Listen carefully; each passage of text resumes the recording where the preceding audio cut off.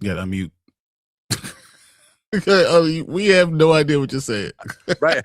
I know. Right when I like pointed down, I saw it. I'm like, I hate it. Does that? Why? It just has a mind of its own. It does. It does. Oh man.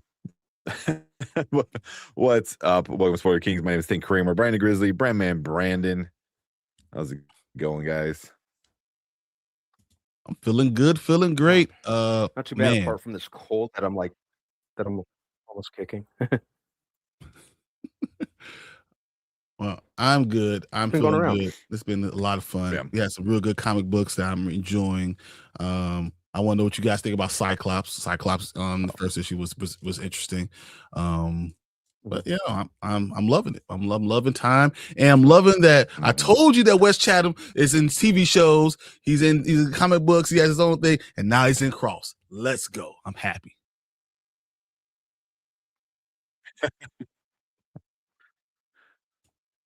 He just plays the same character. It's literally like Amos's great grandfather at this point. Yeah, that's how I see it. It's like just like the somehow the man of few words, kind of imposing figure. That dude's scary. I'm not gonna lie. I'd with the awesome one-liners. Yeah, I'd be scared to be in the same room as him.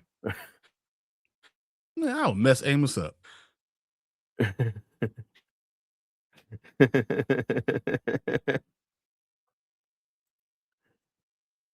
I was gonna say, yeah, you guys are laggy. My computer's a little laggy. I'll remove some of these. Yeah, exactly. Yeah. Oh man, that's just how today's been going. But yeah, we're gonna talk about Cross. There's the first 3 episodes we got for Cross, and then we got a bunch of trailers. That the big one, the Spider-Noir. We got a new One Piece trailer. Some PS5 news, which I see some of you guys in chat are talking about that. Yeah. So I got a bunch of stuff tonight. And also, man, I was talking to my girlfriend today, and we were just like, we haven't been to the theater since like Avatar. I mean, Avatar might have been the last time I've been to a movie theater. Yeah. Oh, I know. It's just like I know, but it's like I'm like, oh man. I'm like now, like my PT said I can unlock my knee brace for a little while I'm like, if my feet are like dangling off like the bed or the chair or something, like I can like unlock it and let it kind of dangle. Do you think you're gonna be able to sit there all that time? Is this training? So doing this is training for you, training to get up and be able to be at that pretty much, right? It's not too bad because like we usually sit like kind of all the way towards the back, which there's a second floor, so we can literally take the elevator and then get in through like the back end of it and sit right there, so I don't have to walk up any stairs or anything. And then the ones we sit have our recliner, so I can just recline the whole thing, and then when I'm tired of that, sit back up. But yeah, it's just. I did not want to deal with it, but now I'm kind of like really itching to go back to the theater. Here's the thing. With all these great TV shows coming out right now, I mean, think about this. So we got Cross now, right? Mm-hmm. Next week we get Paradise, and then the next week do we get Invincible? Don't we? And then the next week, like March, right? Yeah, then the boys. Like I feel like we're gonna go on a roll where there's gonna be TV show after TV show after TV show. Like, wait, this is gonna be nuts. Wait, the boys season 5 is that in March too, or is that April? I thought that was the end of March. I'm not sure if it's March or April, but I know all this stuff is coming now around the same exact time. Because I was going to say if it's the end of March, even better, right? We're just going to go boom, boom, boom, boom, boom. And by the time you're going back to the theater, you're going to go see Michael. So like, it's just going to win. It's winning. Yeah. We're all winning. Yeah. So Invincible is March 18th. March 18th. Okay. Boy, The Boys is what, season 5? Yeah, season 5. April 8th. I got it. For The April Boys. 8th. So it's 2 weeks, then 2 weeks, then 2 weeks. So Yeah, that's not bad. That's fine. yeah, can that's what it handle looks that. like.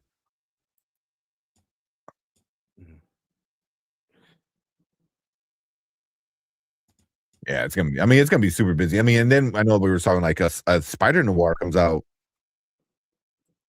When does it come out? I feel like not too in May. Because they announced at the end of May. Because they announced it in the So once trailer. The Boys right? is done, you get like a week, and then Spider-Noir comes out. Mhm. And then what about Daredevil? That's March just looked different. 24th. Yeah, I haven't seen it there yet. I've seen a picture. So but all those things are all coming out back. That's March again. So like all this stuff is happening right after 2 weeks next, 2 weeks next, 2 weeks. Yeah. Next. There's a show consistently coming out all the time. TV is going to rule the day. I'm here for it.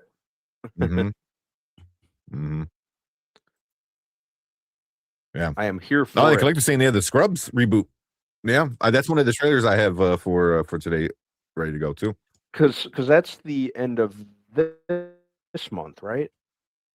Yep. Yeah, I'm loving it. I'm excited. Scrubs. Me too, actually. Because Scrubs was another one that I like got an Excel sheet at this point just to keep track of everything. Right. Yeah, Scrubs was one that I had kind of gotten into like later on and I absolutely loved it. But yeah, bringing that back, I'm actually pretty excited for.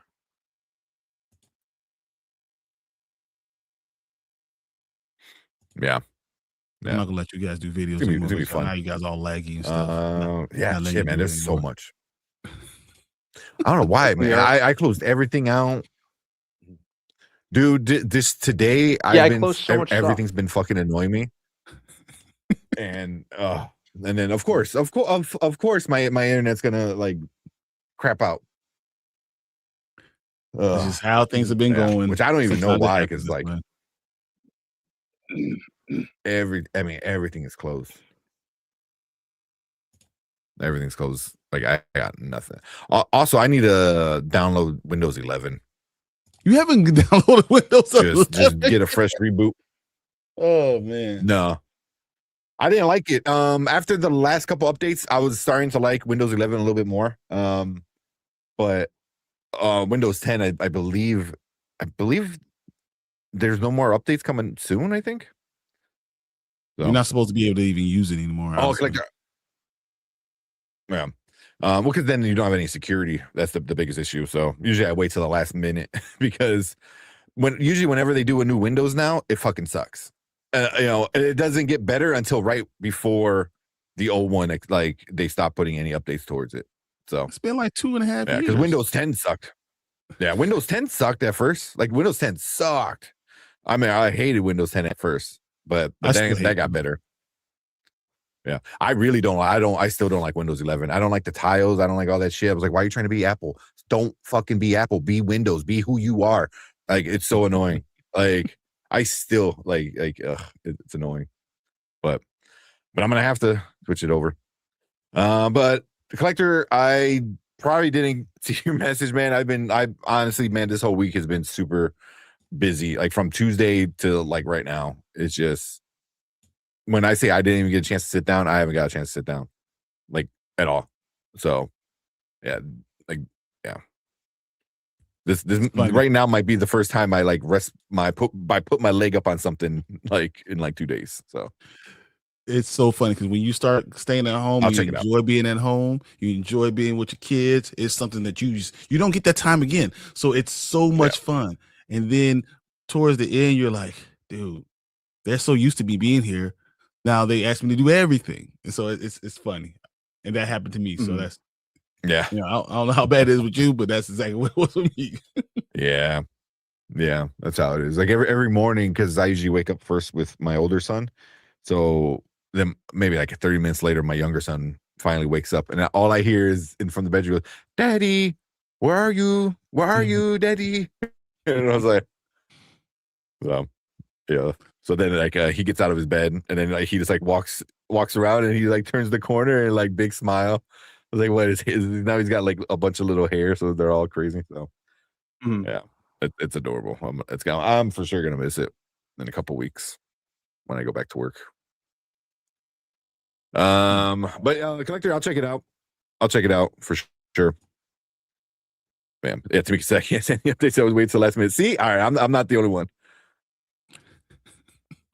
You were the computer guy, though. That's the This is different, guys. You don't seem to understand. So Tank has helped me do everything. Windows 10 started sucking about 18 months ago. Now, I did drag my feet. I 100% dragged my feet for a long time. Yeah. Oh yeah. It's been out for so Windows 11's been out for 2023. So like I dragged my feet for a long time. Barely got better. But Windows 10 is not good. So it's not like it's this great thing. So it's hard to I can't because I was doing updates and everything. It's hard for me to go and do all this stuff. So he's supposed to be the first one that does it. That's what I'm saying. He's usually the one that does everything. He has everything. We do editing. Windows 11 sucks. Is amazing. Windows 11 is going to have such a short shelf life between because I mean the shelf life is it started in 2023, but its real life doesn't start until Windows 10 becomes dead. Then that's when Windows 11 is like the thing. It's gonna have such a short shelf life because it sucks. It just sucks. You know, it's the same thing. I had Windows XP for years. Like I even because Vista came out and Vista just sucked balls, man. Vista might have been the absolute worst operating system Windows has ever had. So I got rid of Vista, went back to XP, and I was on XP for a long time. And then I was at the point where people were making their own software patches for Windows XP because Windows stopped doing it. So the community was handling it. So I had Windows XP for a long time. But I'm not a fan of Windows 11, like ever since it came out.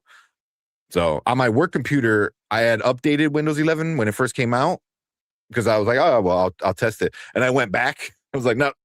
But then they forced me to no, you got to do it. I was like, fuck. So I've been using Windows 11 at work. Now. Any downloads have to be, for the last, I guess about 8 months has been any downloads you had to do on Windows 11. Yeah.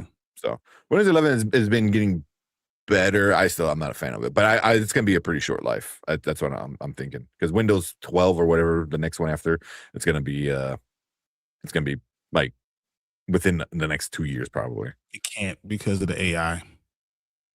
So then development stuff, they're going. So what's going to end up happening? I was saying it is because of the AI. They're going to have all the things as part of Windows, and my sister is telling me Windows something. 11 Windows 11 is not built for AI. It's not built for AI. But she's saying it's going to take 2 years to get the any of the information, the stuff that needs to be done onto there. I mean, she's a lawyer, so I don't know, but she said it's going to take 2 years. I don't think that we're going to get new Windows until 2027, 2028 maybe. Which makes sense. That's 5 years. Every 5 years, that's about what it does. But every 5 years, you do it. Yeah. So, but. And also, I think AI is gonna have a big bubble burst by 2030. Yeah, I don't know. Too many rich people think it's like the shit, and then too many people already. Too many people are going analog. What the newer generation is calling it. So they're like disconnecting from a lot of that shit because of AI. So yeah, but and then you watch the Super Bowl, you watch the Ring. Lawyers that don't use lawyers anymore. Yeah, the Ring thing's cute, crazy. Yeah, but a lot of lawyers don't. What they do is they use that AI thing now to put in contracts. They do forms. They do all the stuff, and it automatically does it. So I don't think AI is going to go away altogether. I think that should. I think it should go away. I don't think it's going to go away. I think it's going to be around for a long time until it depends. Until we have a Terminator 2 actually happen. And no, when I say the bubble's AI gonna coming up with new AI now. Yeah, it's going to be used for what it's supposed to be used for. The bubble's going to burst by all the art shit, the movies, writing scripts, making videos. Like all the rich people think they're going to get rich quick kind of thing. Like, oh, it's a new thing and they're going to pump a bunch of money into it and they're going to lose a bunch of money. You already kind of see it with Nvidia. Nvidia was getting pumped, and then it's starting to already drop. I mean, it's holding steady overall. And if you put in money back, like even 5 years ago, 6 years ago, like you would have killed it now. But like that's the bubble. But it's gonna be around forever, because companies are gonna still use it. It's gonna be integrated with a lot of like technology and stuff like that. But like the casual, because like even like with Warner or Disney, they said they want to integrate Disney Plus with AI. So basically, like you put in like a command and they'll make a TV show. You're like, I want to be with Elsa and Moana and I want to sing and blah, blah, blah. And here's my pictures and here's all my info. Here's $100 and boom, here's like a 10 episode, fitted just for you. But that doesn't take much at all. Honestly, that won't, you can do the same plans and all that stuff and just insert person here and use the AI. Like that's easily done. And that's, I believe that we're going to lose a lot of jobs. I think there's going to be a lot of tech jobs. I think tech is going to become, I don't think it's going away. I think in the way that the world works is going to change with AI. And I don't like it. And I don't like what's going to happen. But I think editing, video editing, name, image, and likeness, all those things are going to be problematic. I don't think it's going to go away because you're going to be able to capitalize it. I actually don't believe I think we're going to have digital money very soon. Like, you're forcing a credit card. I don't think we're going to have actual money bills soon. They're going to stop producing bills and it's going to be digital money. They're going to because you could control it easier. And that's what it's all about, is control. And people are giving all these all this information. It's all about, but that's why crypto is going to stay. As much as it doesn't make any sense, it's going to stay. All the stuff that seems problematic, it's not going to go anywhere. I don't. Yeah, but that's the thing. It's certain things are not like anything with money is for sure not going to go away.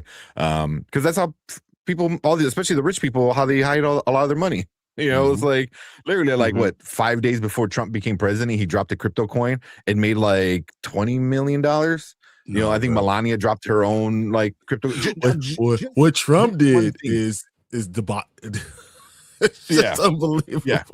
What his sons did, oh my god, what his sons did with there's a Middle Eastern country that they did with crypto, and it's like, well, no, so when they started that whole crypto stuff, right, and then gave a pardon to the guy who had the software, because they did start it with no software, gave a pardon to the guy who had the software that they used for their crypto, and then their company then went from being worth maybe $30 million to being worth billions of dollars with this. It was crazy how they basically made hundreds of millions of dollars themselves by giving a pardon to the guy who had the software and who gave him the software for free.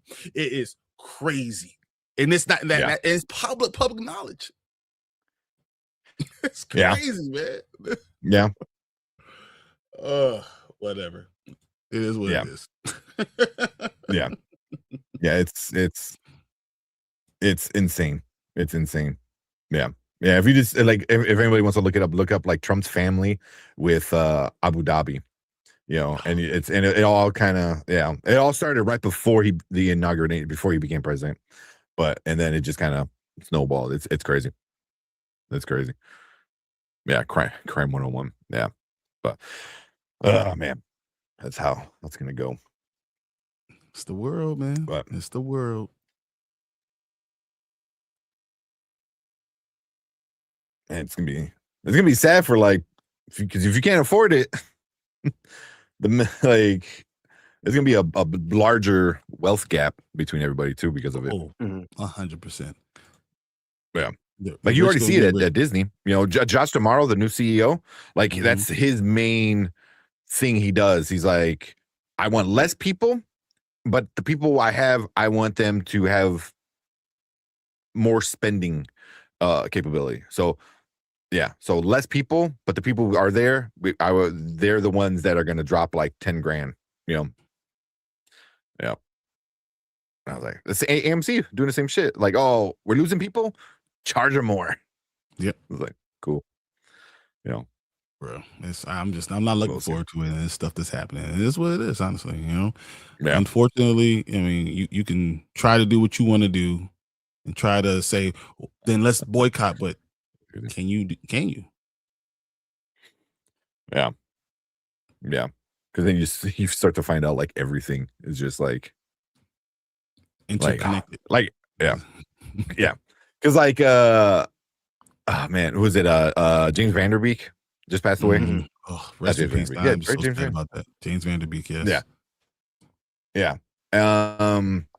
Which super sad. You know, it was what, 2 days ago, I think. He had colon cancer, and then colon rectal cancer. Colon rectal cancer. Yeah. Colon rectal cancer. Yeah. So I started looking into it and stuff like that, and then finding out like, oh, he's a Maha dude. So he decided to do no medicine and do like healing shit. Same thing with Steve Jobs, And then right before he about to die, like he has no money because he spent it all on like his family has. Yeah, they have no money. They have a GoFundMe. He was selling a bunch of like memorabilia to get money and stuff like that. Yeah. So it was like, I'm like, I didn't want to read that. I just wanted to keep my memories. And now I got like new knowledge. There's a lot of people that are actually giving money every month to try to provide for the family that didn't want to give it to when he was doing this stuff because they didn't necessarily agree with some of the stuff that he was doing, but now are trying to the GoFundMe for the family because they're going to lose their house if they don't. And that's where it's right now. So which is really sad. And I said, no matter what you choose, rest in peace. I mean, I am sad that you got sick and all this stuff happens, and it just sucks. Just really sucks. And cancer is the worst thing in the world. Like, I can't think of anything that's worse than cancer. So, yeah. As I said, rest in peace. And I believe colon cancer is the most preventable. I think it's the most preventable cancer. You just gotta get checked up. You get checked out. And colon cancer is considered one of the most preventable cancers. So, but people don't. If you are like 35 to 40, people don't get checked. Yeah. You know what's funny though? You can actually get a blood test to tell you now. There's a blood test that you can do. That's part of most blood tests. Most blood screens you do will check for this. Yeah. They have at-home kits now where like they send you a package with little bottle and little like Q-tips. So when you go to the bathroom, you kind of scoop a little piece out, put it in the thing, and send it back out. And then it a week or two later it tells you like you're good. So but yeah. Because I believe Chadwick Boseman, I believe he had colon cancer. Yes. Yeah. I think the Catherine O'Hara, did she die? Well, I know she didn't die from the colon cancer. It's always like things from the colon cancer, but it was either that or anybody in chat knows. I thought she had colon cancer. I know she passed away from cancer. I just don't know exactly what it was, but I know that it's the worst thing in the world. But I'm gonna say the worst thing is child cancer, but anyone cancer is second. Oh my god. Child cancer is the worst in the world.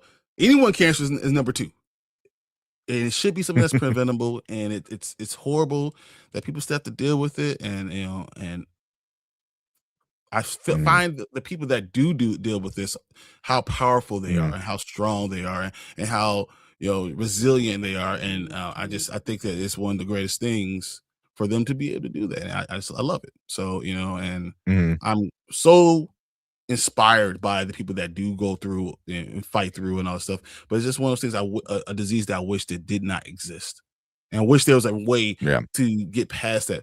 But it doesn't seem like we're making strides, but not enough strides for the amount of money that's being put into it, and that makes me sad. And I hope that one day we get past it. Yeah. Yeah, and in chat, don't worry about messages, man. You guys are good. Like, you don't have to, you don't have to like, but as long as messages all day, we'll get to what we get to. You know, I know we skip over on some and stuff like that, but you know, it's all good. Don't have to fight or argue or anything. It's all good here.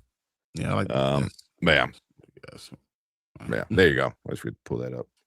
But yeah.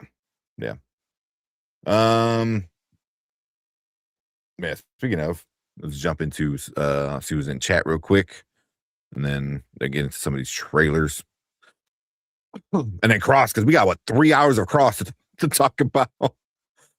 Yeah, but I don't think you have to. I think they did 3 hours, 40 minutes, 44 minutes, and I don't think that they did it the right way, because I think they're setting up the season, setting up the story, and they give you a new episode and kind of let you know where all these characters are going. And I think they did a really good job. Yeah. I think if the doing the first three were the best way to go, I think. So also, I can't wait to talk about, because he should be T'Challa. Aldous Hodge 100% should be T'Challa. If you guys have ever seen Leverage, you've seen him do his accent. You've seen what he does, how he looks like a superhero in every way, everything he does. He looks that way already. He has this presence about him that's amazing. He should be T'Challa. And he said it. You heard his interview. He said, Disney hasn't called me. You're wrong. You are wrong. Yeah. You call all of you call a bunch of other people, but you don't call him. Yeah. Oh, yeah. Well, that's also like, it kind of like goes towards like, oh, no one wants to step in those shoes. I was like, bullshit. There's a bunch of people that would love to step in those shoes, but the actual shoes, not like his son's variant shoes. You know what I mean? Like, so of course, Sandro comes in. Here we go. I was saying that, but he just admitted it not an hour ago. He's just such a great actor, man. And like, there's a scene I need to find a clip of it. It's at the end, towards the end of somewhere. I believe it was episode 1. I don't want to get the spoilers, but there's, him and what's his best friend's name? Mustafa, was it John Samson? Mustafa, yeah. Him, and they're in the interrogation room with this person, and the person says something and upsets his friend, but then it cuts over to to Cross, and Aldous Hodges has this look like, what the fuck? Like, it was the best. Like, I couldn't stop laughing, because he just like, it was like such a great like look. I was like, that's such a real look too. It was like, if that info just dropped it to you, or to your friend, and you're just staring at that person like, what the fuck did you just like? That was the best, man. I was just like, because it was such an intense moment. He's just staring at it with like this crazy eye, like, what? Oh man, I gotta say, Mustafa is doing such a great job. I think that Isaiah Mustafa could be something really special. He played football. He was in the NFL for a long time. He's 52 years old. He's 52, and Aldous Hodges is 39. Damn, is he? Yeah. Mm-hmm. Yeah. Just turned 52 years old. Mm-hmm. He is. He looks phenomenal. Phenomenal actor. I was gonna think like, I'm like, yeah. I mean, everyone knows him from the Old Spice commercials. Yeah. Mm-hmm. Which I was like, if you made your money from like, being in a towel, without his shirt. So it was like, and you're 52 years old, like, because at that point he had to be like 40 then, Probably. when he was making those commercials. Those were like 10 years ago. Yeah. Old Spice is yeah. So yeah. yeah. So yeah, 50, I did not know. I thought they were both like around like 39-ish, 40. That's crazy. That's what we do. That's crazy. Let Brand Man tell you, he's still 20.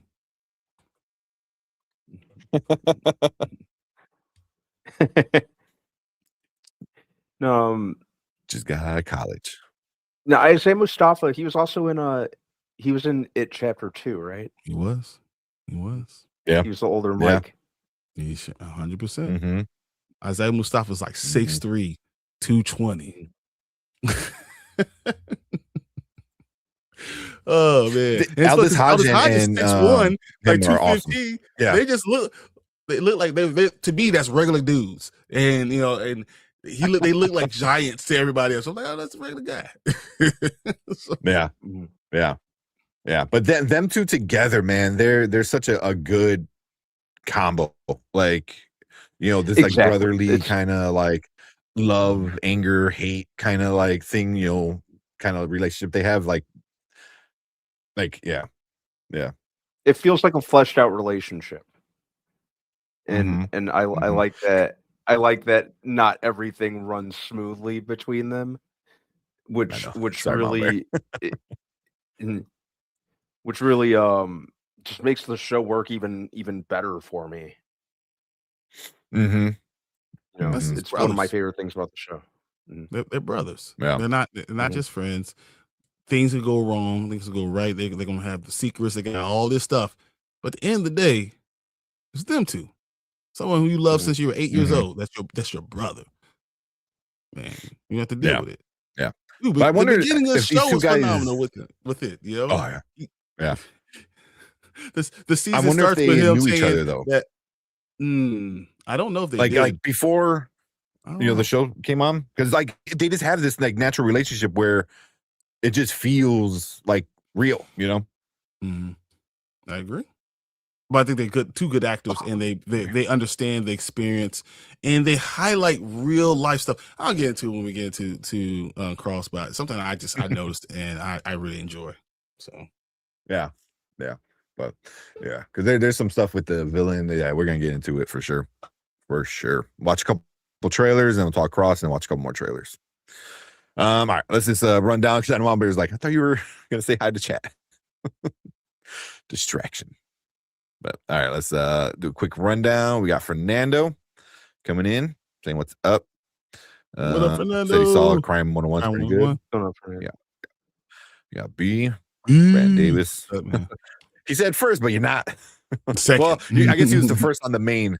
He was the first on the main chat, and then Fernando was on the vertical. So yeah, technically. Of course, we got Collector. Always appreciate Collector. Yeah, I saw. Because I follow him on Instagram, so I always see all his pickups and stuff, and super jealous of the Project Hail Mary Lego set. He said he got it. Really I was like, man, that sounds phenomenal. And the fact that you got the ship, I want Rocky ship. I don't know how you put that together. Oh, if they do that'll be sick. Just a bunch of sticks. Oh man. So he says he's getting a PS5 with taxes. So make sure you guys add them. For sure, man. Get some good games. I got mine upstairs. Let's go. PS5 is fire. And of course, we got Mama Bear. What's up, Mama the Bear? Best mod. Always appreciate Mama Bear. We got Bookskers and Purrs. What's up? Says, hey, everyone, excited for the Spider-Noir discussion? Yeah, that's gonna be the first trailer we watch in a few. Also, which one you got? Because I'm looking at her thumbnail, or her thumbnail, her profile pic. The Anne Rice Vampire Armand. Yeah, Vampire Armand book. Like, she's ready, man. She's ready for the next season. Like, let's go. So where's that? Oh, and that should be coming out sometime this year. But like they said early, so spring. I think from what I remember it saying. So I feel like that's just gonna drop. It's just gonna be like, here's the trailer, and boom, it's like in 2 weeks it's coming out. So. I was gonna say, please. The other day, Brian asked me. It's only been 2 years. Yeah. It's only been 2 years. I talk to you every day, so whatever. Oh man, who else we got? We have viewer Drew. We got Tamika in here. What's up, Tamika? She was just on the other one, so yeah. Glad she's here. Nice. We got Ace. Kind of going through, seeing who's. I agree, Ace. Mama Bear has screwed us all over with this whatnot thing. I'm trying to wean myself off. Man. I've deleted the app 3 times now. Because I've realized I go to comic book stores already. eBay's cheaper most of the time. So I was like, why am I going to whatnot? No, I can just get it from eBay for cheaper. Yeah. So So there's a new comic book called Dork. It's a D''ORC. So it's half dwarf, half orc, Dork. I read the first issue online. Awesome. I loved it. I already ordered the second printing of the first issue. But last night I got a notification from this one person I follow who's not that big of a seller, but she had one of the variant artists, Jay Gonzo, on her stream, and his variant cover was kind of like Day of the Dead kind of look. Is the second most expensive comic, from it, because right now Dork is selling for about 100, give or take, 20. You can 80 to 100. I think you can find it in that range. His is selling for about the same, but his, because he was remarking it and everything, they were selling for hundreds. He had the blank cover and he drew a character from the comic on the cover. It sold for $530. What the fuck? What? That's insane, man. That's insane. But it's a one of one. He drew specific just this one. That was it. So it was super cool. But $500. That's stupid. That's just stupid. But the artist I never heard of before. But now I went and I looked, and I guess he's doing Amazing Spider-Man 26. I pre-ordered that one, and he's doing Death of Pachaco, which I wasn't too really into. It's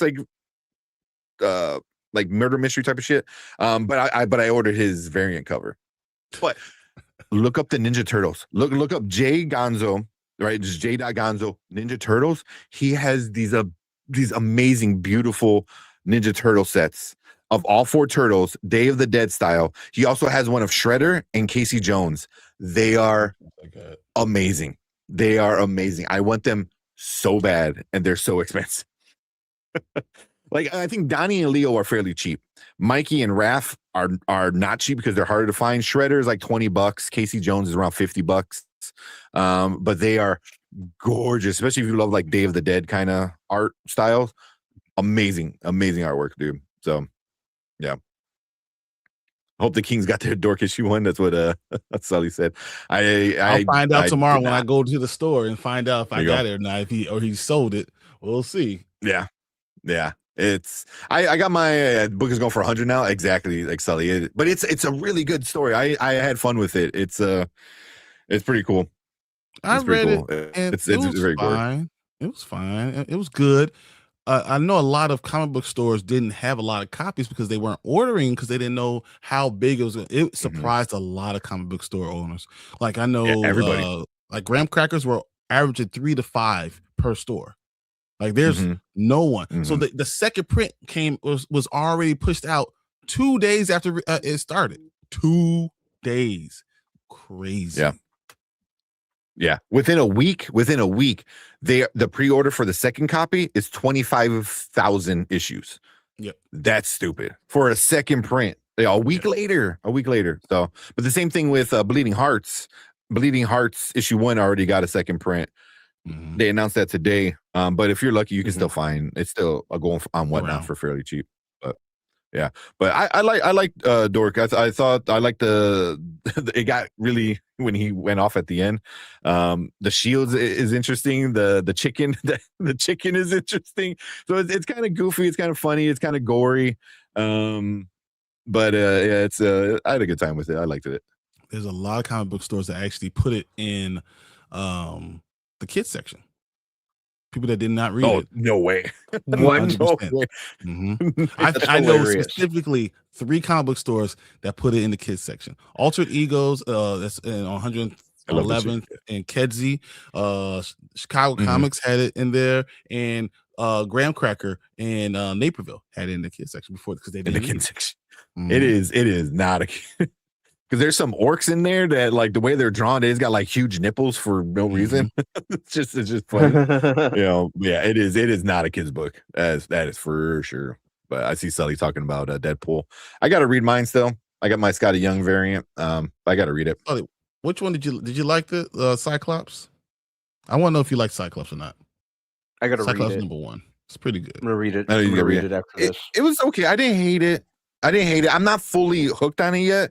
I want to see where it goes because the way it ended was like I was like, is that what we're doing? Like, it's just like I can't see. I was like, so it's like okay, so it depends on what for me the next couple issues I understand do. that. But this one was okay. But we're getting some more backstory on like his backstory. And so yeah. There you go. Cyclops is the read of the week until Deadpool. Nice. So you like so you like the Cyclops. I was really hyped on it. I was hoping to like it. And I didn't hate it, but I didn't love it. Love it. Read of the week still. Oh, there you go. That's mine. I love that one. Yeah, I went up picking the X-Men 97 cover up because, of course, yeah. But and I got this one. Yeah. Too. So this one. Yeah. And then this one. Oh, the Clean Crane one. Yeah. I wanted the 1-in-25 ratio, but those started selling for a little too much, Oh yeah, Ace said, "Did you see Method Man talking about Absolute Batman?" I did, and everyone's talking about it though. Everybody's talking about it, but it is awesome to see like somebody like Method Man in the interview. Any THOB man is a nerd, man. I love him. Oh yeah. Most of the Wu-Tang I know are like nerdy guys. Ray Bong, let's go. Yeah. Yeah. The Cyclops cover is fire. That's why I got it. I liked it a lot. But we'll see. But I still got to read Wonder Woman, the annual. I got to finish it. DCKO was amazing. I liked it. It was so good. It was so good. Yeah. Oh, having super hype for Lobo and Deathstroke threw him on the pull list. Yeah. Lobo is going to be interesting for many reasons. And the Deathstroke, I wasn't hyped on it until I heard Scott Snyder talking about it. And I guess the writer, and he had told him, he's like, man, just go all out. And then once I heard like some of the inside things on what it's going to be about, I'm like, okay, I'll start reading it, see what happens. But yeah, you know what? DC has a problem, right? I mean, DC, Marvel has a problem because DC is killing them. It's killing them. I mean, Marvel has a real issue right now. Come on. Yeah. I mean, I was talking to somebody today, and you remember how I was totally against Martian Manhunter? I can argue that Martian Manhunter is the best one. It might be the best. It might be the best one. It might be the best. I got to get caught up on the last issue. Was issue 8, I think it was. But man, like it's so good. Because I got the first issue. I read the first issue, didn't care about it, but then I picked up the graphic novel when it dropped a couple months ago. It was like November or whatever. 3. Once you got to issue 3. It's so good. And then the way they do it is so interesting. They've done something that I haven't experienced in a comic book since I was a kid. There's a part that tells you, take this page and put it up to the light. And then it uses the art from the back of that page that bleeds through the front. So it makes the picture. That was so effing cool. Like that was so effing cool. And I'm like, I feel like they did stuff like that when I was a kid reading comic books, to like kind of get you hooked and stuff. Yep. It was awesome. It was awesome. I love it. I love it. It might be my favorite one. So yeah. It's really good. For me, it's my number 2. It is my number 2 because it is just I want to see it more implemented in the Absolute Universe at some point. But yeah, because you see Wonder Woman, Superman, Batman, like they all kind of live in the same world, and you can tell. But Martian is kind of like legit in his own world. Yeah. DC is cranking out insane stuff. I think 2025, the top 20, I think only 1 or 2. Well, 1 was Marvel, and then there was like 2 independents, and then everything else was DC. And the only Marvel one that was really big was the crossover, Deadpool Batman. Like the one that Marvel did, because Marvel did one and then DC did one. So I was like, does that even count? Yeah. Marvel's got an issue right now. They have to figure out what they're doing, because I think this next level, the next, that's what they're calling the next phase or whatever, the next thing. I think the next level is going to be pretty big. I'm not looking, pretty big, but the it's gonna thing do is, well. so Marvel was doing good comic books, right? But they were doing the same thing, these miniseries. And DC said, you can have your miniseries. We're going to do epic storytelling. And we're going to combine all these things. And we're going to do the old school things of go read, blah, blah, blah, number 4 to remember what's going on in this conversation. And put it all together like how Marvel did with their movies. DC's doing with their comic books. And it is blowing things away. And it's making people buy more and more and more. And that's why variants are to get cooler, because you want to have both your first one and then it's a good story. So now you want to see the art. And then they're showcasing the artist and it's making it pop. And it's amazing. I love this. I really do. Yeah. They're just right now. And then all these artists want to work with DC. They all want to draw Batman. Like, or have you seen? There's I had to stop. But there's so many variants of Poison Ivy. They're still coming out. They're still like what? Like they just released 2 more today. I'm like, I can't keep buying all these variants. So I bought the Mike Mayhew, and then I'm like, I'm done, because one, I love Mike Mayhew's art. Him, Tyler Kirkham, those guys are awesome. But after that, I'm like, there's one that came out, like 2 that came out today, and I'm like, oh, those are cool, but I'm like, I can't. I'm not doing it. No, I'm not made of money, so I can't do it all. Yeah. But everyone, that's the thing, is like everyone knows, like especially Absolute Batman is like the cash cow. So if you want to make some money, you're going to do all these like retailer exclusive variant covers, and they're going to do the same thing when issue 19 comes out, and it's Scarecrow, because Scarecrow's the next thing. And after that, it's going to be the Court of Owls, which they just today teased the first look of the Court of Owls, so, I mean, there's going to be like dozens of variant covers specifically for Batman. And it's I've gotten to the point now where I'm going to do my pre-orders, and I'm not buying another one. Nope. Whatever I pre-order, that's what I'm sticking with, and I'm not buying another. No. I'm tired of seeing I got 7 copies of this damn of all these variants. No, I'm done. I bought so many fucking variants of Poison Ivy. So I was like, I can't. So I think now I know like which artist I like. So I'm gonna stick to the artists I like. So I might buy like Mike Mayhew, so like a Scotty Young. I love Scotty Young. Just I love his like kind of goofy kind of art stuff. He's super popular. So yeah, I'll probably stick to that. But Dork is very Scotty Young-ish, in their art. So yeah. But I like that, or I like super clean. Like super clean and super tight. Which is Mike Mayhew does that a lot, and Tyler Kirkham does that a lot. But love the Poison Ivy. Look up the Absolute Poison Ivy. She looks amazing. Do not. No. Trust me. Don't listen to this man over here. He will have you buying all these damn comic books. Don't look it up. No.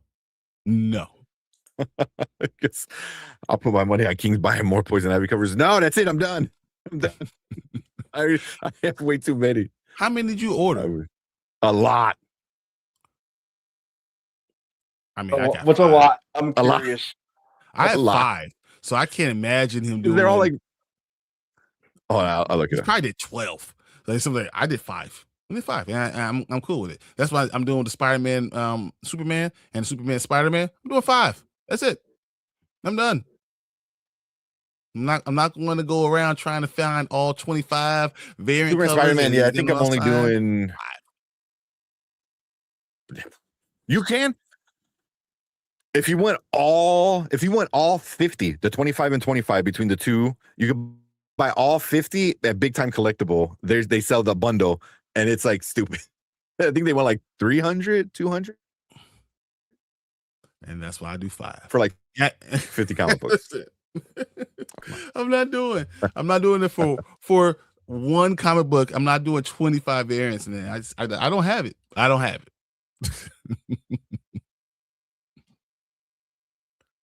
I mean, but you know what? As I said, DC's does a better job with comic books. It does a better job with Why is my animated computer going stuff. so slow? I'm like, ready to drop kick it. But animated is better. Comic books are better. DC, Marvel might have the better movies right now, the live action movies. But if DC could figure out a way to do a good Batman, to do some characters that that we love, maybe figure out some milestone characters to come with it, they could steal everybody.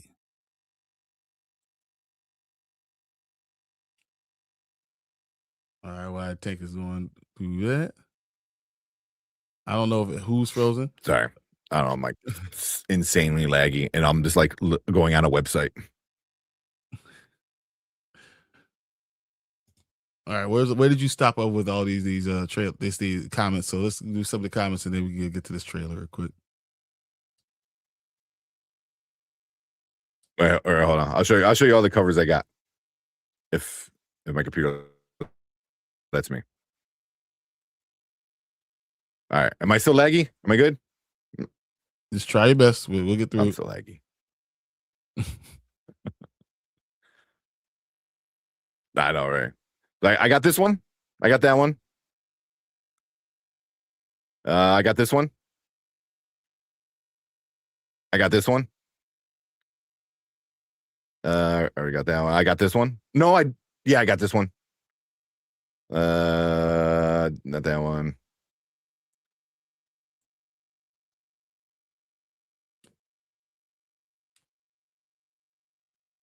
And then, okay, yeah, I'm just gonna stop.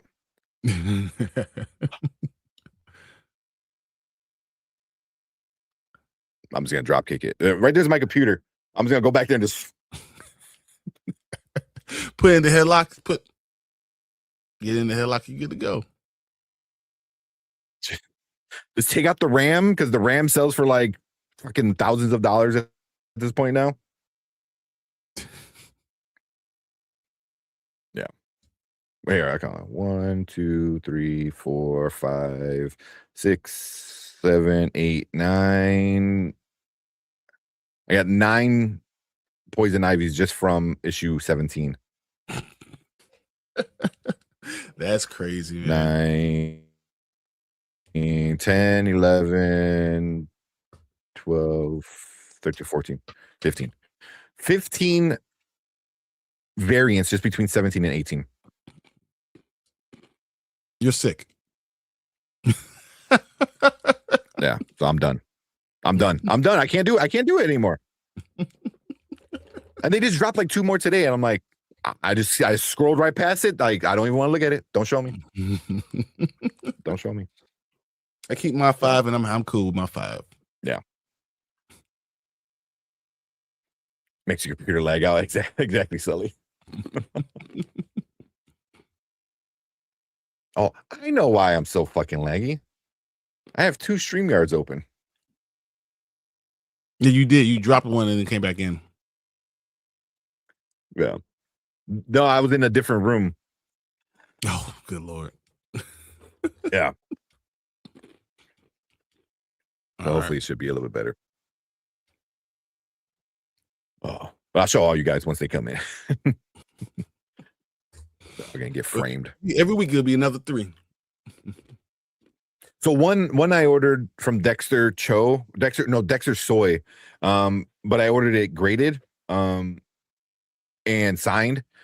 But so I'm not gonna get it until like December. Okay. Like, they literally tell you, because like, I guess like with the guy, they're gonna travel to the Philippines in October, have the artist sign all of them, then send it out to get graded, then I'll get it. That's crazy. So, yeah, That's crazy. So I ordered a comic book in February that I won't see until December. You got problems. Yeah, but already, and that's coming from me, the person who has more comic books than anybody. Like, it's an investment, because already it's selling for like double what I already paid for already. Because it already like sold out. How many have you sold? Oh, I ain't selling it. I'm just saying. I'm just saying. when I die and my kids need like money, it's like, hey, go through Dad's comics. Because I don't know if I sent you guys a clip. There's a clip of like some guy selling his shit, to try to make money, and it's an awesome game room and stuff like that. And the guy selling money or selling the stuff is like, you have more than video games. He grabs a Magic the Gathering card off the shelf, and his hand is like fucking shaking. He goes, "You have an 8, graded 8 Black Lotus." He's like, "You know how much it's worth?" He goes, probably a couple hundred. He's like, "This card is worth $100,000." And the dude's son is like, "What?" Yeah, like that's the goal. It's like one day to like, be like, "Oh yeah, here, Dad's comic is can pay off my house." That's awesome. I think if I sold right now, I'd probably be able to get like 80. Yeah, I think if I sold all of it, because you have like so much of a collection though, which is worth way more. She's like, huh? Yeah.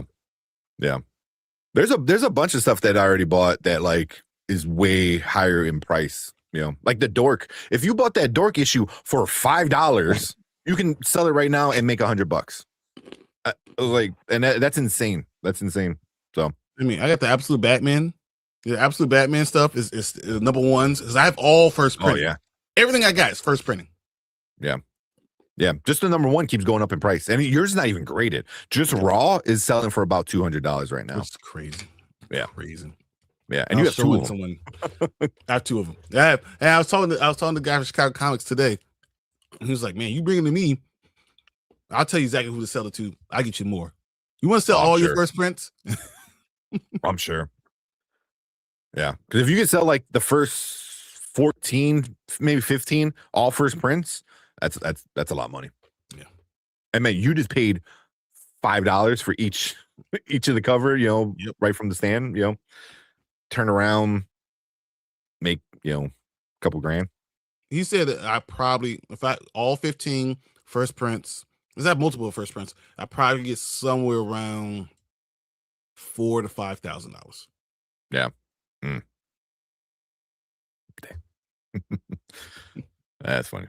Just get a message on your phone. Let's see. I was getting all lagged out, so yeah. See. I'll look for it right now. Have you ever heard of any friends steal any of your comics? No. But to be fair, not a lot of people come down here. Even my kids, I was like, "Hey, don't go on Daddy's side." Nope. Yeah. That too is like, unless the person knows what you're showing them, there's gonna be like, cool, cool comic book, bro. Like, but you're like, yeah. So, yeah, if that's I can walk you guys around. Oh yeah, I have so much stuff. That's awesome. So much signed stuff. It's crazy now. Yeah. Oh, excuse me.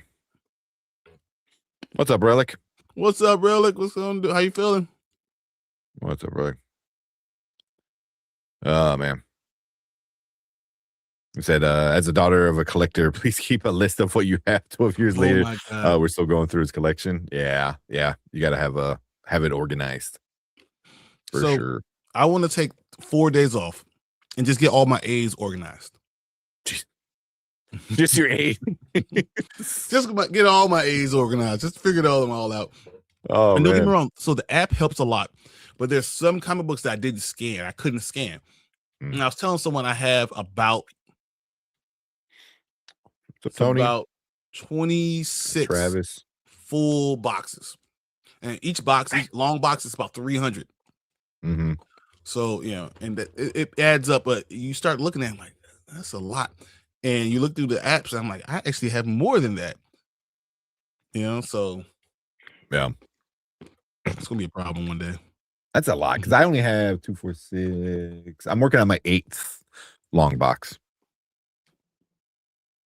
So Absolute Batman 1, I have 1, 2 that I bought originally, and then I bought the 10th printing in Yak Lee variant. So I grabbed that too. So now I have 2 1s and 10. Nice. Yeah. Yeah, that one's good. Oh, sorry, I didn't mean to click on that. It is so awesome. nerdy. Yeah, man, Method Man is hilarious. I love the things he's into. Method Man, you know, he was the only one working. The Wu-Tang, I think I talked about this lines. He was the only one working, even while they were coming up and all that stuff. Still had a job. Mm-hmm. Still working was like one of those package delivery services. Man, it's cool. It's real cool. What up, Terrence? Collector, send that comment that you wanted me to look at again. T, what's up? Still around. You guys forget about not forget about you, man. Tony, you can't have my whole back wall. You can because it's so big. It's actually way over here. Like it goes way over here. Yeah. Way over there. There's more shelves over there. It's it's a lot. So all those around here, up here. There you go over there. There's some of the slabs, stuff there. And then over there, they got more stuff over there. Signed stuff over there. And there's comic books everywhere. And then you go here. There's more stuff over there. And it just keeps on going. Like everywhere. So yeah. It's a lot. That Black Panther double poster you have is still pretty sick. I love it. I still love that one's awesome. That was awesome. Oh man. So he said comic book store accidentally saved me 2 15s with the Joker cover too. Don't mind if I do. Yeah. That's awesome. They're on the second print of that already. They definitely are. Yeah. I have my Scott Snyder signed one over there. And a golden one over there. I said new Star Wars game that's coming out this year. Was there a new Star Wars? And the other one is John Wick. I heard about the John Wick game. I didn't see anything about it. I heard about it. I didn't know there was another Star Wars. Yeah. Is there? Yeah, I think it just came out earlier tonight. Yeah, because today was the PS5 event, whatever the hell it's called. Yeah. So Galactic Racer gameplay trailer and John Wick game announced trailer. Is it an actual like video game trailer? Because the last Star Wars video game trailer was just like a cutscene. It's like oh, cool, and it comes out in like 5 years. It's like, yeah. They said you need to fireproof that room like yesterday. So I have insured now. I literally have insured because so you see these levels of Funko Pops, but there's more behind it. I have 3 layers of stuff behind it. It's crazy. State of play. That's what it's called. It is. Yeah. It's basically state of play. I'm looking at the trailer right now. Yeah, game trailers. Well, if we have time, we'll check it out. Like I say, if we have time, we're already an hour in and I haven't gotten into anything yet. But I want to say this. I know Akers asked it before. He goes, Netflix calls you. He wants you to cast Mr. Freeze. That's a good one. Like a traditional Mr. Freeze. Damn. Because it needs to be somebody kind of stoic. You know what I mean? I know exactly where I'll go. Who would you go with? Giancarlo Esposito. Okay, I like it. That'll work. Yeah. That would just for somebody very stoic. I like that. I wouldn't mind that. Yeah. Just find the opposite of Arnold Schwarzenegger. Exactly. What even was that? Exactly. He wasn't even sure. Oh man. Would Tank be a good? No, I would not. Just so you know. And they said, how are you enjoying Project Hail Mary, the book, Brandman? It's good. It's just good, or do you not like it? It's not. No, it's pretty good. Yeah. Man. Yeah. So I know we were talking about it before we went live. The really good stuff is still to come. So, but like I said, the trailer already ruined the biggest surprise. Said Brand Man, such a way with words. I mean, it's good. What the fuck do you want me to say? Speaks to my soul. He said just reacted to the Spider-Noir and it looks like it's going to be the best superhero thing this year. Quite possibly past 6 years. Okay. Oh, You know what? I think I wanted to see it now because I still think Spider-Verse is the best thing I've seen. Oh, hands down. And it's so phenomenal. And I mean, if it's gonna be good. Unless you're talking about just live action, but you know what? With that, let's just jump right into it and watch it. Let me get it ready though. Check this out. Turn this off real quick. Yeah, there you go. We'll bring it back up in a second. All right. Lawrence Fishburne and Mr. Freeze. I like what Sully said. Bryan Cranston. Bryan Cranston, that'll be good. I like that when Sully said. Yeah, so that would be pretty good. I like that one. I like that one too. Just he's Heisenberg, frozen. Got a hat. Yeah. Billy Zane, Mr. Freeze. You know what? That's not a bad idea. He's a pretty good actor. He's just lately he's played a lot of like goofy kind of things, but like I can see Billy Zane doing it actually. Like I think he could pull it off. I mean, he wouldn't be my number one pick. But yeah.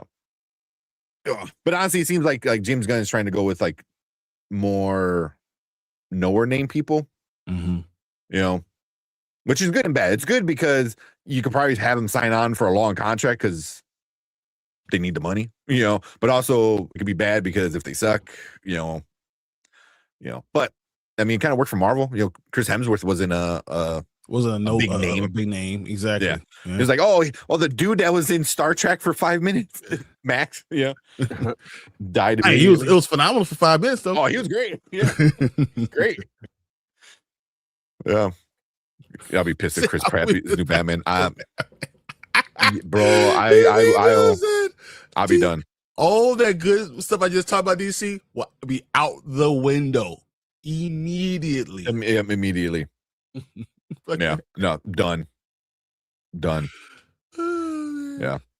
Which iteration, Mr. Freeze, though? I would just be like the more traditional one, you know, because you're not gonna go absolute Mr. Freeze because you just fucking get Nosferatu at that. That's like Nosferatu, exactly. Just paint them blue. What has Billy Zane done recently? The last thing I seen him in was Community. He showed up in a couple episodes of Community, and he was kind of like a gag kind of character. It was funny. He has to be himself. Isn't that what you know? Yeah. You know what? Forget it. Let's just get Nicolas Cage to do it. Let's do it. Nicolas Cage to be Nicolas Cage. Gunn just laughed at Chris Pratt when he suggested it. Thank God. Thank God. Yeah. Maybe he laughed at it and said, how'd you guys already know? Because if he was gonna do a lot of that stuff, I thought he was gonna get Batista. I really thought he was gonna get Batista as Brainiac. Me too. Yeah, I thought that was gonna happen. Yeah, I'm like that's in the bag right at this point. But hey, we're wrong. Yeah. All right. Thank goodness. All right, Blank Wave. We'll answer that in a little bit. I'm gonna start. We're gonna get back to it, but let's watch this trailer, man, because we need to watch and then start talking about Cross. All right, let's do it. All right, let's go. All right, what is up? Welcome to Spoiler Kings. My name is Stan Kramer, Brandman Brandon, and Brian the Grizzly, and we're gonna check out this brand new Spider-Noir. The one Nicolas Cage is coming back from the Spider-Verse animated film and redoing his Spider-Noir. So isn't this the one that could come out in black and white or in color? Yeah, I did you see have that the option on the poster. Mm-hmm. Yeah, it's pretty cool. But yeah, let's just check it out. See what it is. So, first question: are you guys gonna watch it in black and white or in color? Black and white, easily. That's the only way. Black and white, as far as I'm concerned. Yeah, not the question. Yeah. Mm-hmm. Yeah. Okay. Well, what do you guys think about it? What you think, Brandman? I think it looks pretty. I think it looks pretty entertaining. I think that like I'm curious how if Cage is going to go full Cage. It seems like he might here and there. Mm-hmm. I think I was waiting for a trailer to really get a feel for this, and it looks super entertaining. I think it looks like a lot of fun. I'm surprised he was going to be Ben Reilly. Mm-hmm. I was wondering if they were going to do like Ben Reilly or just like a Peter Parker variant, but Ben Reilly makes sense just to kind of set it apart from some of the other Spider-Man content. Yeah. But yeah. Okay. That's pretty much all I have to say about it so far. What you mean? I think it looks good. I think Nicolas Cage is just going to give you a Nicolas Cage feel. Do I think it's the best thing I've ever seen from Spider-Man? No. But is it something that is different that might be phenomenal? 100%. And you know what? And Prime does not skimp out on things. When Prime does something, they go all out. And I love the fact that you could depend on them to do that. This to me looks amazing. And it's top 5 TV shows I'm going to watch this year. Top 5? Top 5. Really? Okay. That's interesting. Yeah. It looks good. You know, like it looks interesting for sure. I like the look of it. I like, you know, I think it's going to definitely play into that noir thing, which you want it to. But do you think it get annoying at any point in time?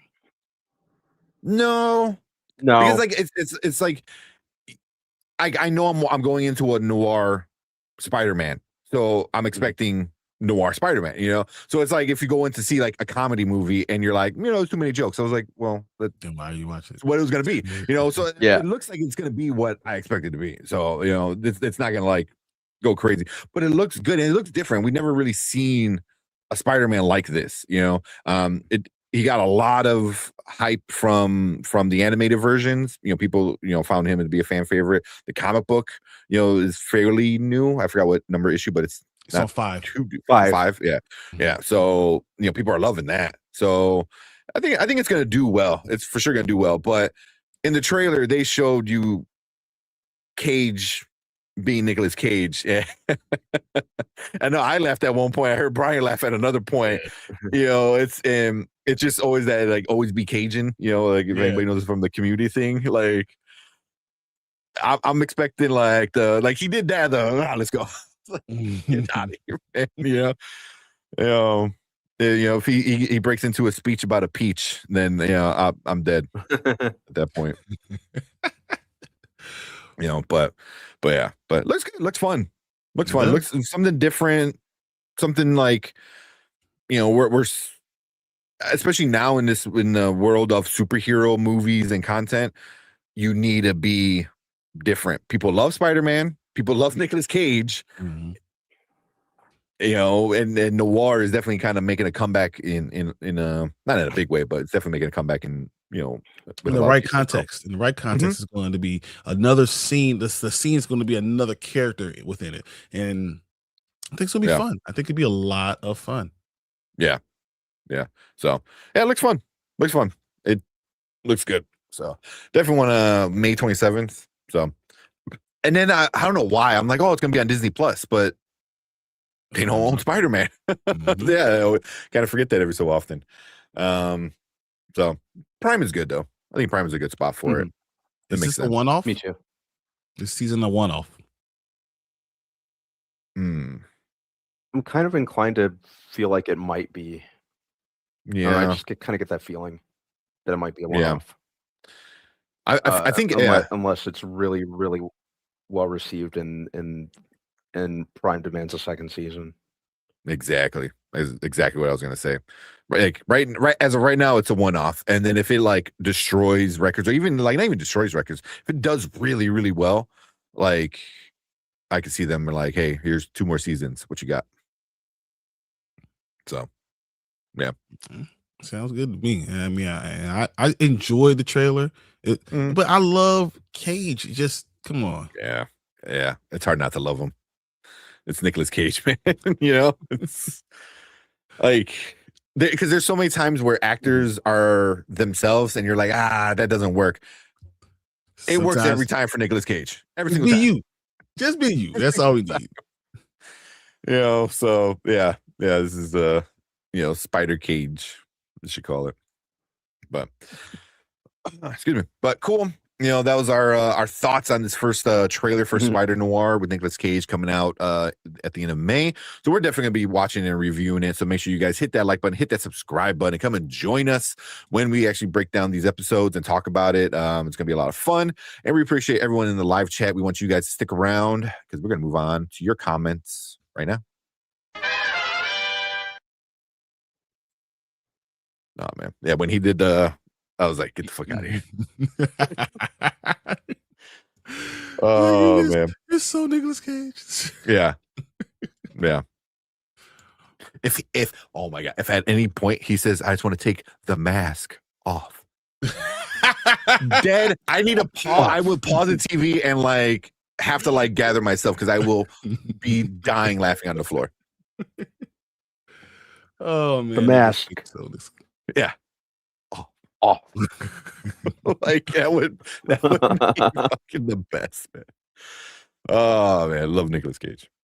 Let's see what you guys are saying about it real quick. Where we at? So the Cage-tastic. That's the best way to describe it. Let's see. A lot of you guys are saying you're gonna be watching it in both. I like it when he gets cagey. Exactly. Do a Cage, phenomenal. Yeah, black and white. I think black and white's is gonna be the bigger of the two for sure. It sets the scene. It's almost like you miss a character if you don't have it in black and white. Yeah. I'm too hyped. Look better than the Penguin. Take that, Campia. John's gonna come in like, what did you say? How dare you? The last relic saying he's gonna watch them both. Mama Bear black and white. Everyone's saying mostly a lot of people black and white. Ace saying both. Yeah, saying fire. Tamika saying black and white. Never go full Cage. Exactly. That's one of my favorite clips of like a bed just go like just for like a half a minute. How did he become such a meme? Cage? Yeah, just but it's that. It's like people get mad at like when The Rock is too much of The Rock in movies, right? Like, and he's been getting better than that, but they get mad at when actors. Some people all get mad. I mean, I'm good. The Rock being The Rock. I'm good with Cage being Cage. But the Cage is one of those guys that Cage invented the memes, possibly.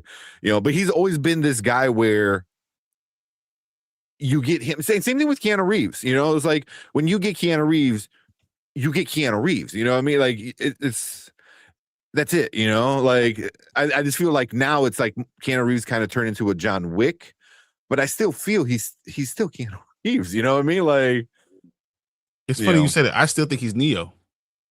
Yeah, I mean, but like that's the thing. But Neo and John Wick and Bill and Ted, like they're not that far off from each other. You know what I mean? Like they could literally be the same character, just a teenager in his 30s, and then John Wick is like in his 50s. Like it can be the same person.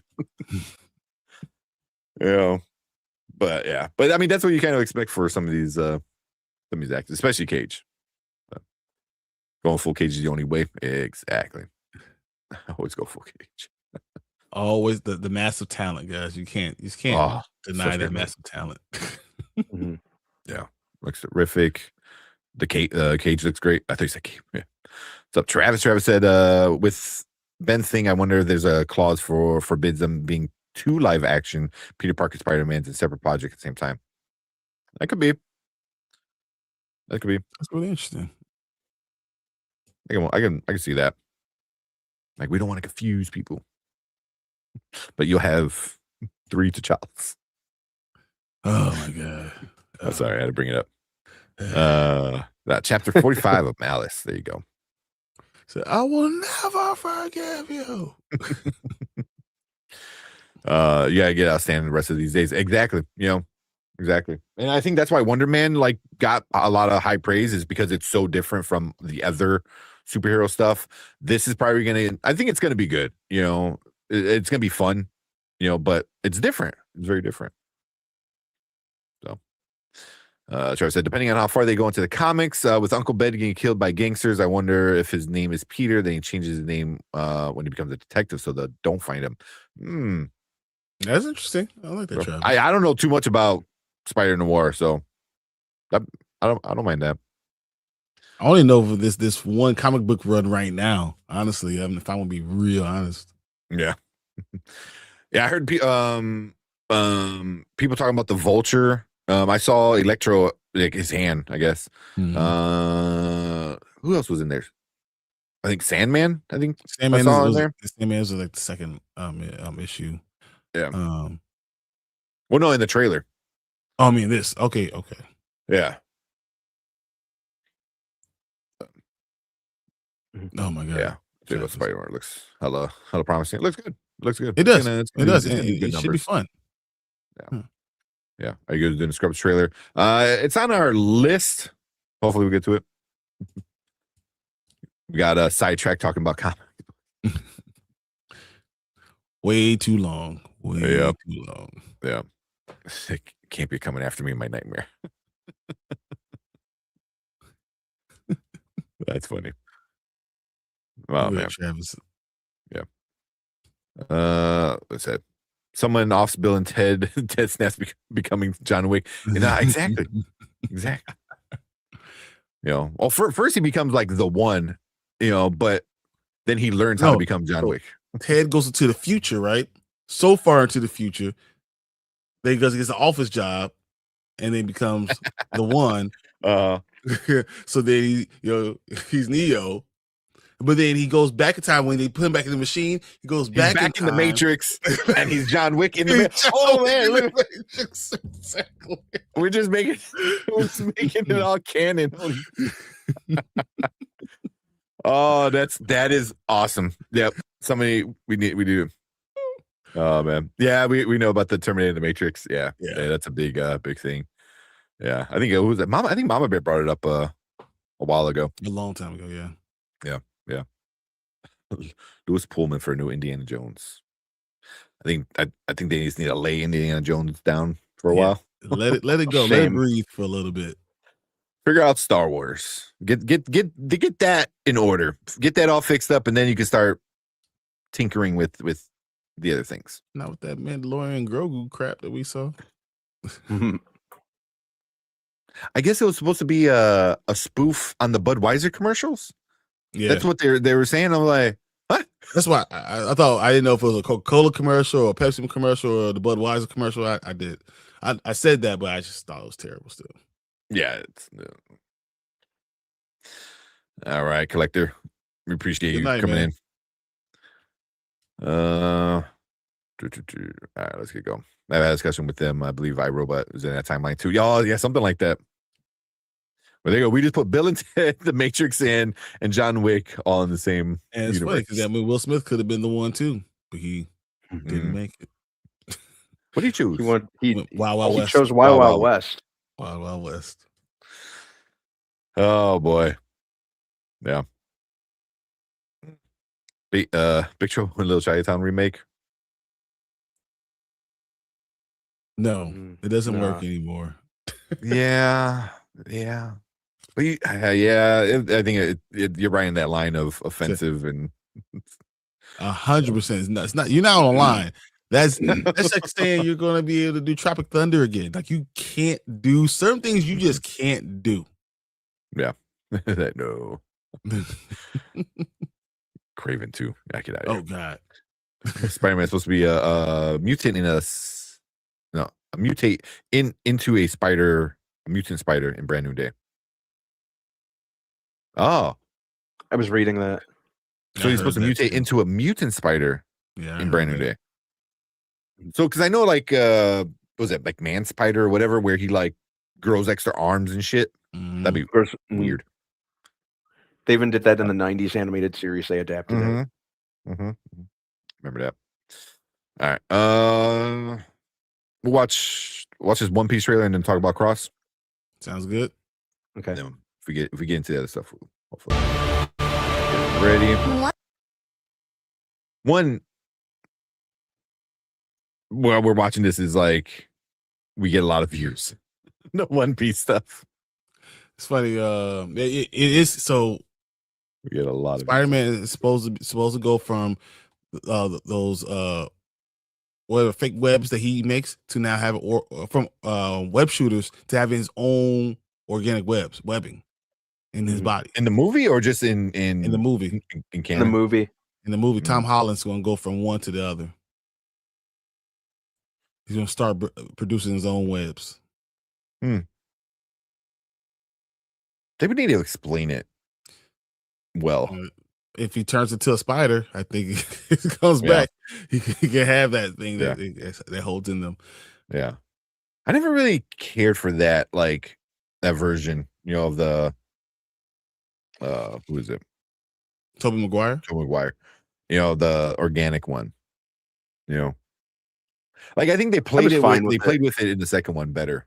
It worked in Spider-Man 2, which is the best Spider-Man movie live action that we had. Yeah. Yeah. Oh, excuse me. All right.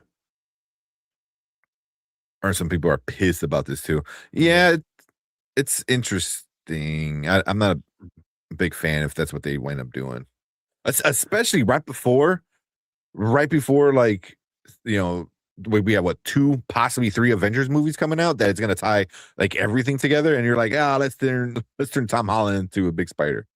Like, well, it's not for a long time. I think it's going to happen for a time, for a period. I think he's also. The question is, are we going to say that now it's in his bloodstream, and then he's now more of his offspring will have the Spider-Man gene? Does that mean his offsprings are mutants? I hope not. But that was like. Yeah, that was always one thing I liked in the comics because I mean, I don't know if you've ever seen like the memes or the jokes. It's you have the people who have powers who get them not through the X gene, so something like Spider-Man, Hulk, Captain America, Iron Man, and like people love them, right? Like, oh, you guys are awesome. But then there's the mutants that have powers, but people hate them. Like, oh, you guys are disgusting. Like, you guys are horrible people. Like you're not even human, But it's like, but I always liked that part of like Marvel, and you always have the jokes with it, but it makes sense because like humans would see somebody like Spider-Man. It's like, oh, but you're human and got powers. Where they would look at somebody like an X-Man and be like, oh, you're a freak, even though they can be both like spider powered people, You would think that the Hulk would be more of a problem than anyone else. Yeah. So what's the difference between mutate and mutation in the comic? I don't even know. But isn't like mutate is the process of, and mutation is. So mutation is now within you already you had the mutation, you actually turn, your genes are changed. Yeah. I wonder if that's more of I'm not an English major, so I wonder if that's more of a context thing than anything else. But yeah.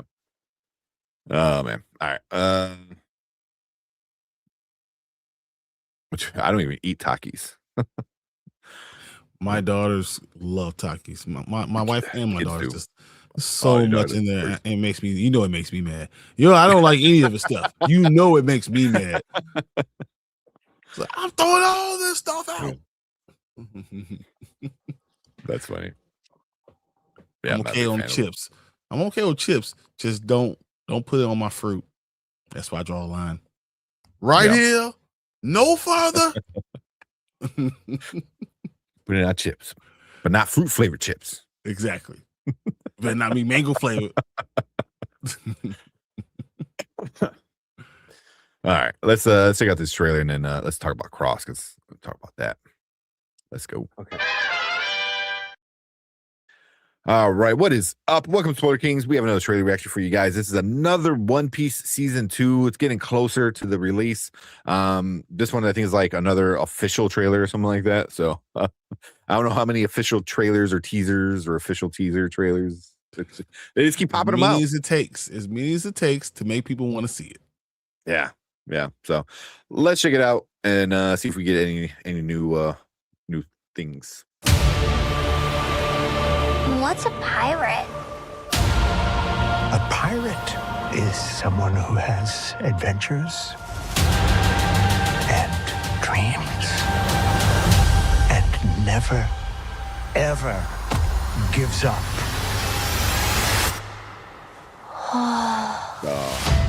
Can I be just a superhero too? My friends, We put together an amazing crew, made it to the Grand Line, and now we're one step closer to our dreams. So let's celebrate!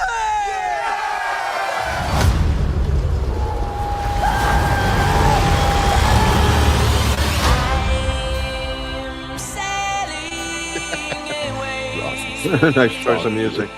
Yeah. Set an open course for the birds and sea. the Grand Line is a dangerous place. Be careful who you trust.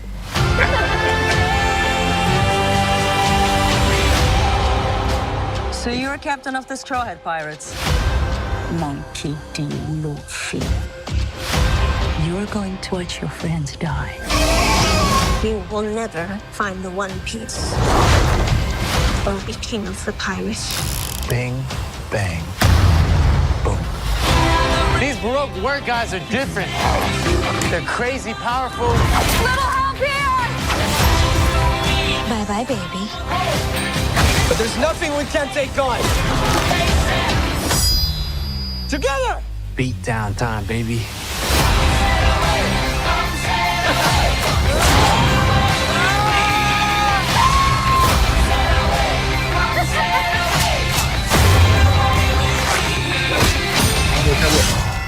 Now!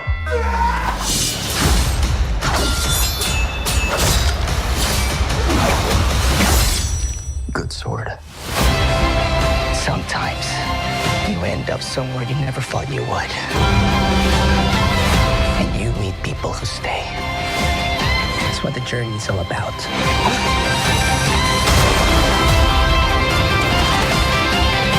What are you? What is that?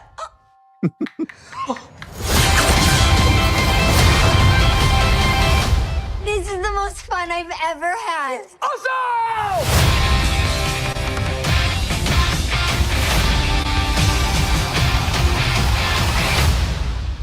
Oh man, I cannot wait. Oh, Another show, that looks March 10th. awesome. Another one. I think we see what's her name for the first time. Yeah, I think that's her. Yeah, Is it supposed to be Jamie Lee Curtis? I think that's who it is. It looks like her. Yeah. Well, holy Yeah. crap. Yeah, which when they It does look like announced her, her, but it does look like her, but it doesn't look like her. Yeah. that's got to be her because I mean it's the character. So if you look up who the character she's playing, if anybody ever wants to look it up, it's like 100% Jamie Lee Curtis. It was like perfect casting as for that character. Yeah. So, but this is gonna be so good, man. Like I cannot wait. It is. I cannot wait. It looks so much bigger compared to just bigger in scale compared to the first season. And the first season had a pretty big scale. Yeah. So I mean, yeah, I am. and I really liked season 1. I'm actually rewatching it in preparation for this. Mm-hmm. I think it really hit all the right notes when it comes to One Piece, especially the casting of Monkey. Really, the casting all around, if I'm being honest. Yeah. And They're not ashamed of the of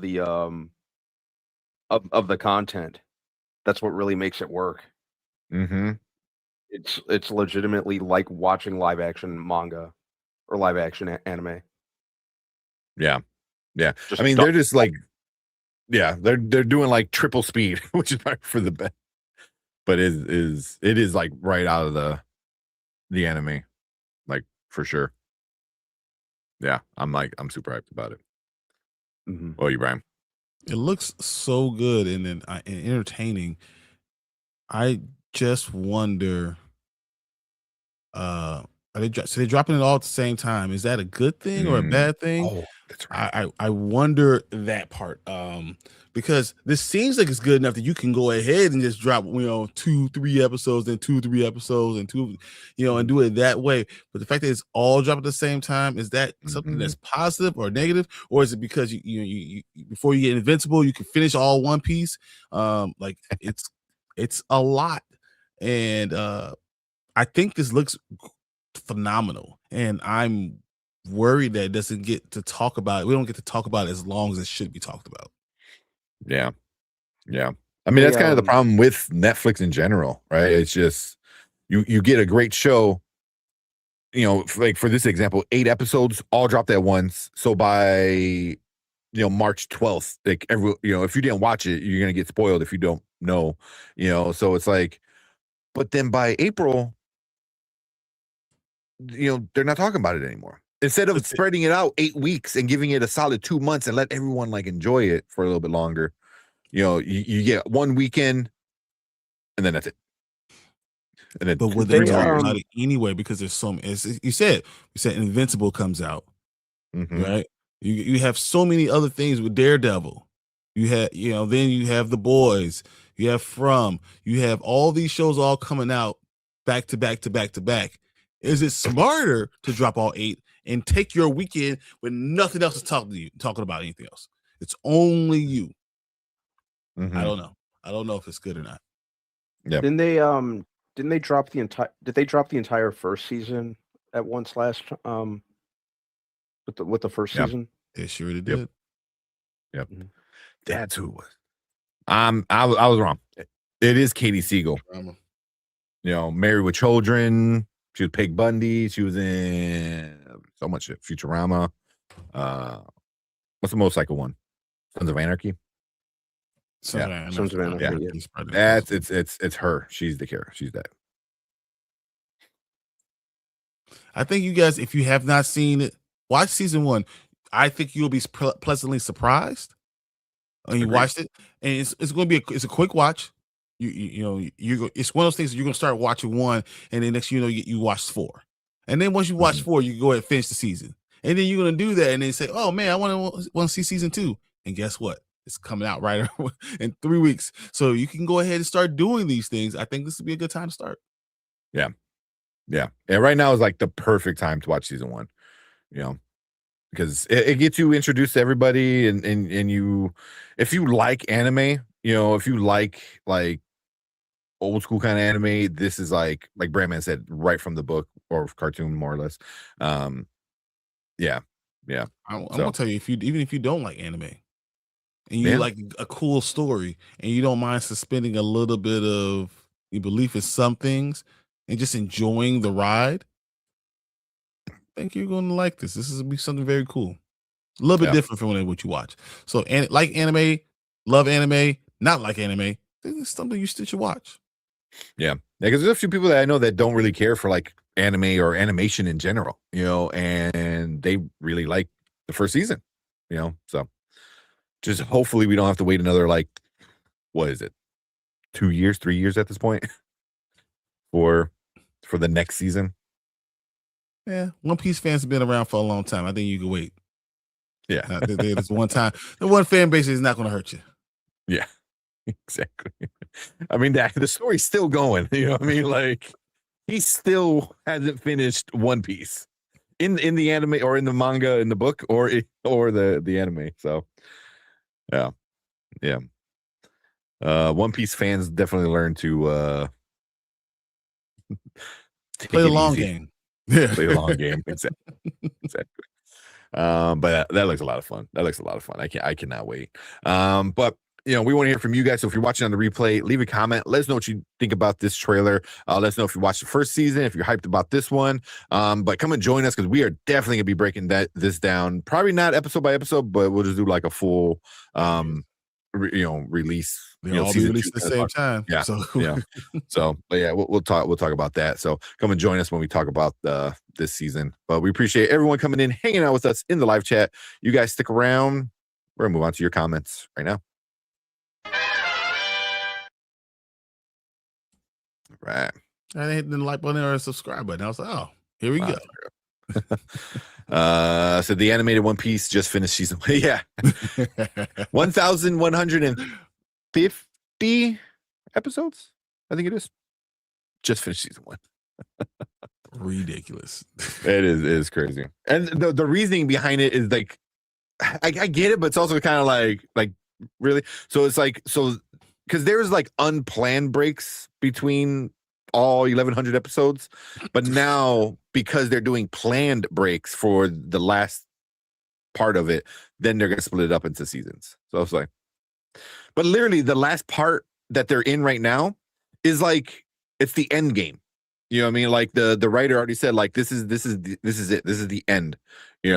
So but it's still like another like 4 more years. I was like 2,000 more episodes. Yeah, like I think they said it's about another 800. I think from what I read somewhere, or somebody's prediction is like another 800 more episodes. That's the most ridiculous thing I ever heard in my life. It's not stupid, but they go by so quick. Like there's one that just finished. Oh God, what it was called? But you get one of the bad guy. That arc was 112 episodes. Just that one story arc. That's so fast. It's not fast. I don't care if it's 5-minute episodes. It's not fast. There's a lot. I mean, that's the one thing with One Piece. There's a lot of nothing happening. It's a lot. But it's all good. But yeah, but it is Katie Siegel. I had to look it up because I thought So I'm like, why am I thinking what's her name? But it's officially Katie Siegel. Yeah. Which is funny because you love Futurama. Yeah, because the fan cast was Jamie Lee Curtis for so long. People were like, "Oh, it's gonna be her. It's gonna be her. It's gonna be her." For whatever reason, I thought it was her. I did too. I thought she was cast in it. You see, there's a better picture of Kate Siegel as the doctor. Well, it's kind of a little fuzzy, but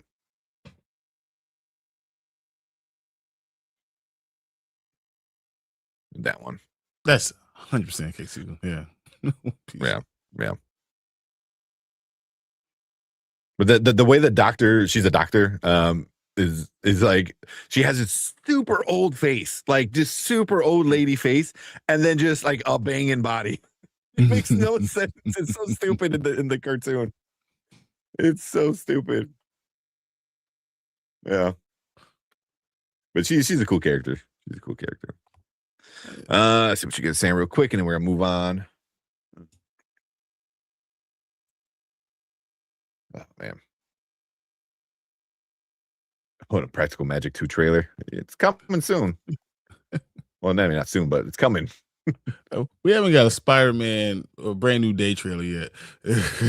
Yeah, right. They just announced the Practical Magic 2 like a few months ago. But a lot of people saying they've never seen season 1. It's an interesting program.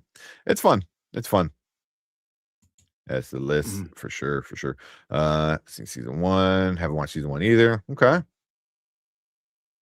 Yeah, it's Kate Siegel. Yeah. One Piece didn't really move the needle for me in terms of this trailer. Really? I mean, if you either like it or I got a little One Piece Lego set right up there. I like it. Yeah. I mean, that's cool.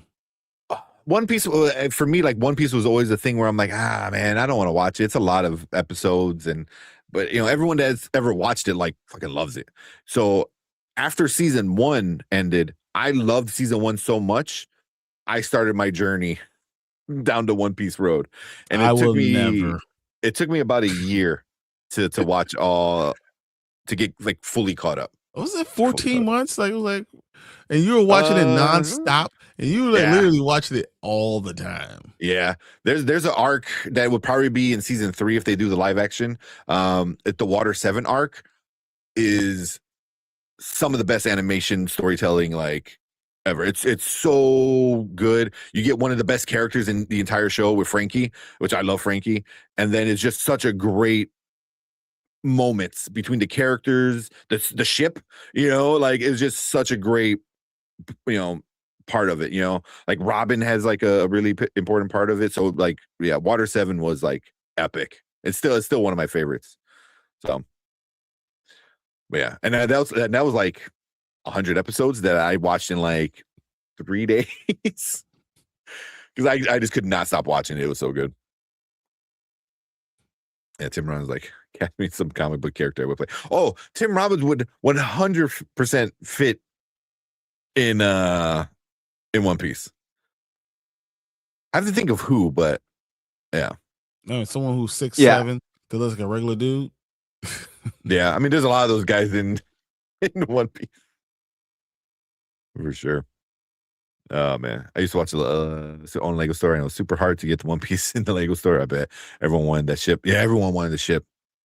I want the ship. It's just it's a lot of money. It's a lot of money. You don't pay $180. That's all. It's only $180. Yeah. You get this. Yeah.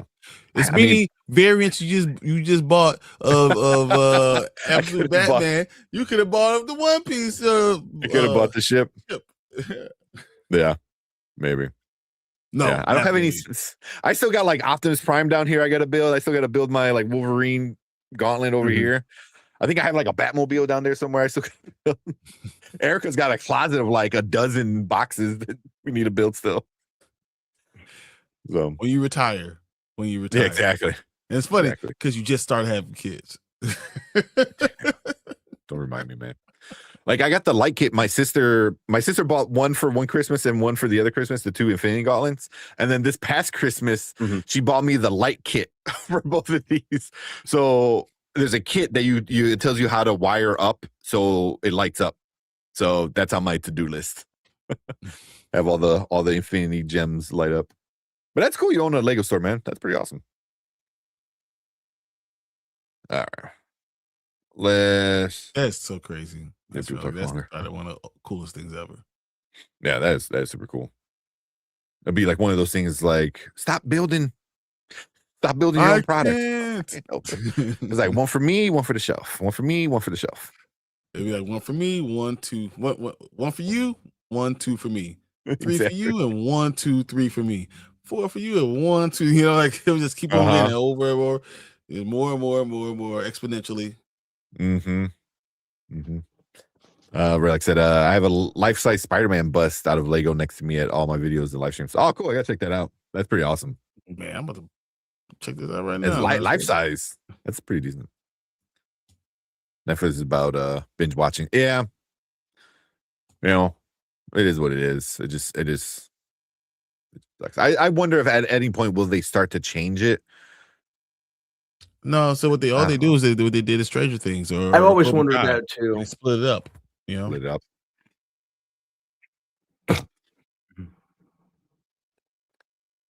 What you say, B? What? Oh no, I was wondering that too. If they'd ever changed that structure with but dropping all the episodes all at once, or at least in recent years, like exactly what you just said, kind of splitting them into parts. I wonder if they're going to run with that.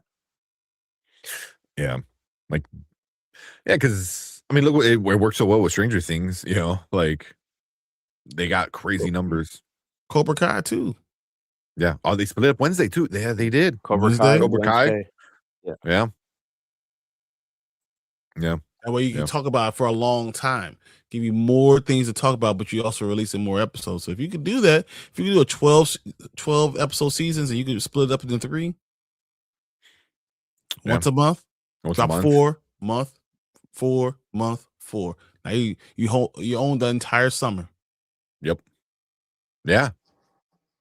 Everyone just kept talking about Mhm. you, but instead you own 4 days. You know what I mean? It's like, I don't know. Right, like I said, it took them 4 days to build it. Nice. That's pretty quick, honestly, I'm for actually like looking at a life-size bus. I'm looking at it. That's pretty awesome. Yeah. Mhm. Yeah. Because I don't like. I mean, right now I can't do multiple day kind of. If I can't build it in one night, and then get it built, just because I have nowhere to put it, because kids will destroy it.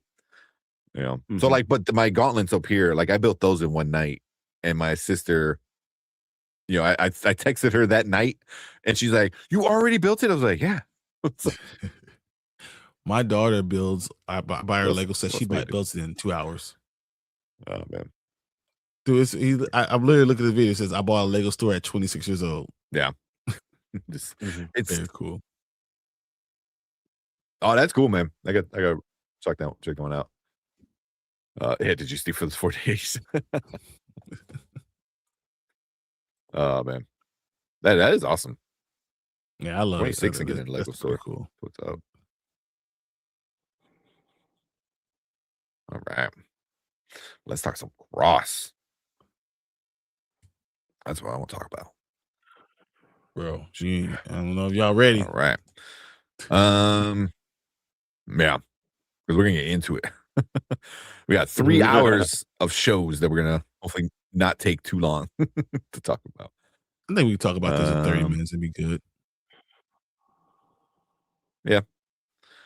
Well, do you guys want to do each episode, or you just want to break down all of it together? Let's do episode 1. Give it what you thought about it, and then episode 2. But like Okay. literally, we could go through it quickly still, because I mean, each episode has a lot of things in it. Yeah. Let me bring up the list really quick. Because we got episode 1. Where the hell's the list? They all say TBD for me, or TBA. Oh, for the episodes. Yeah, just for the let's go IMDb. Oh, IMDb doesn't have like a mini plotter. You have to go on what was that? So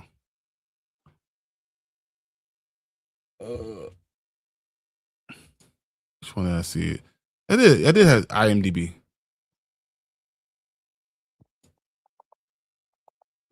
Pull up real quick. Sorry. I should have had it ready. But I had to close all my damn windows. I had everything all laid out. So. There we go. Why did I do that? Yeah. So we got episode 1, Harrow, episode 2, Scatter, episode 3, Feed. Go.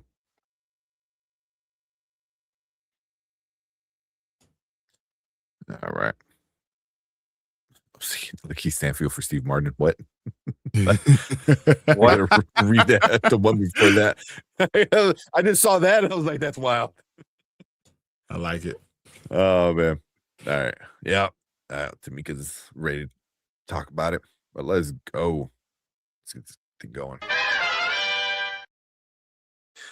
All right, what is up? Welcome to Spoiler Kings. We're going to talk about Cross Season 2. We got the first 3 episodes, so we're going to talk about each episode a little bit, and then kind of get into where the season might go. And got a lot of Easter eggs, got a lot of things, villains, and man, there's so much going on this season. It's so fun.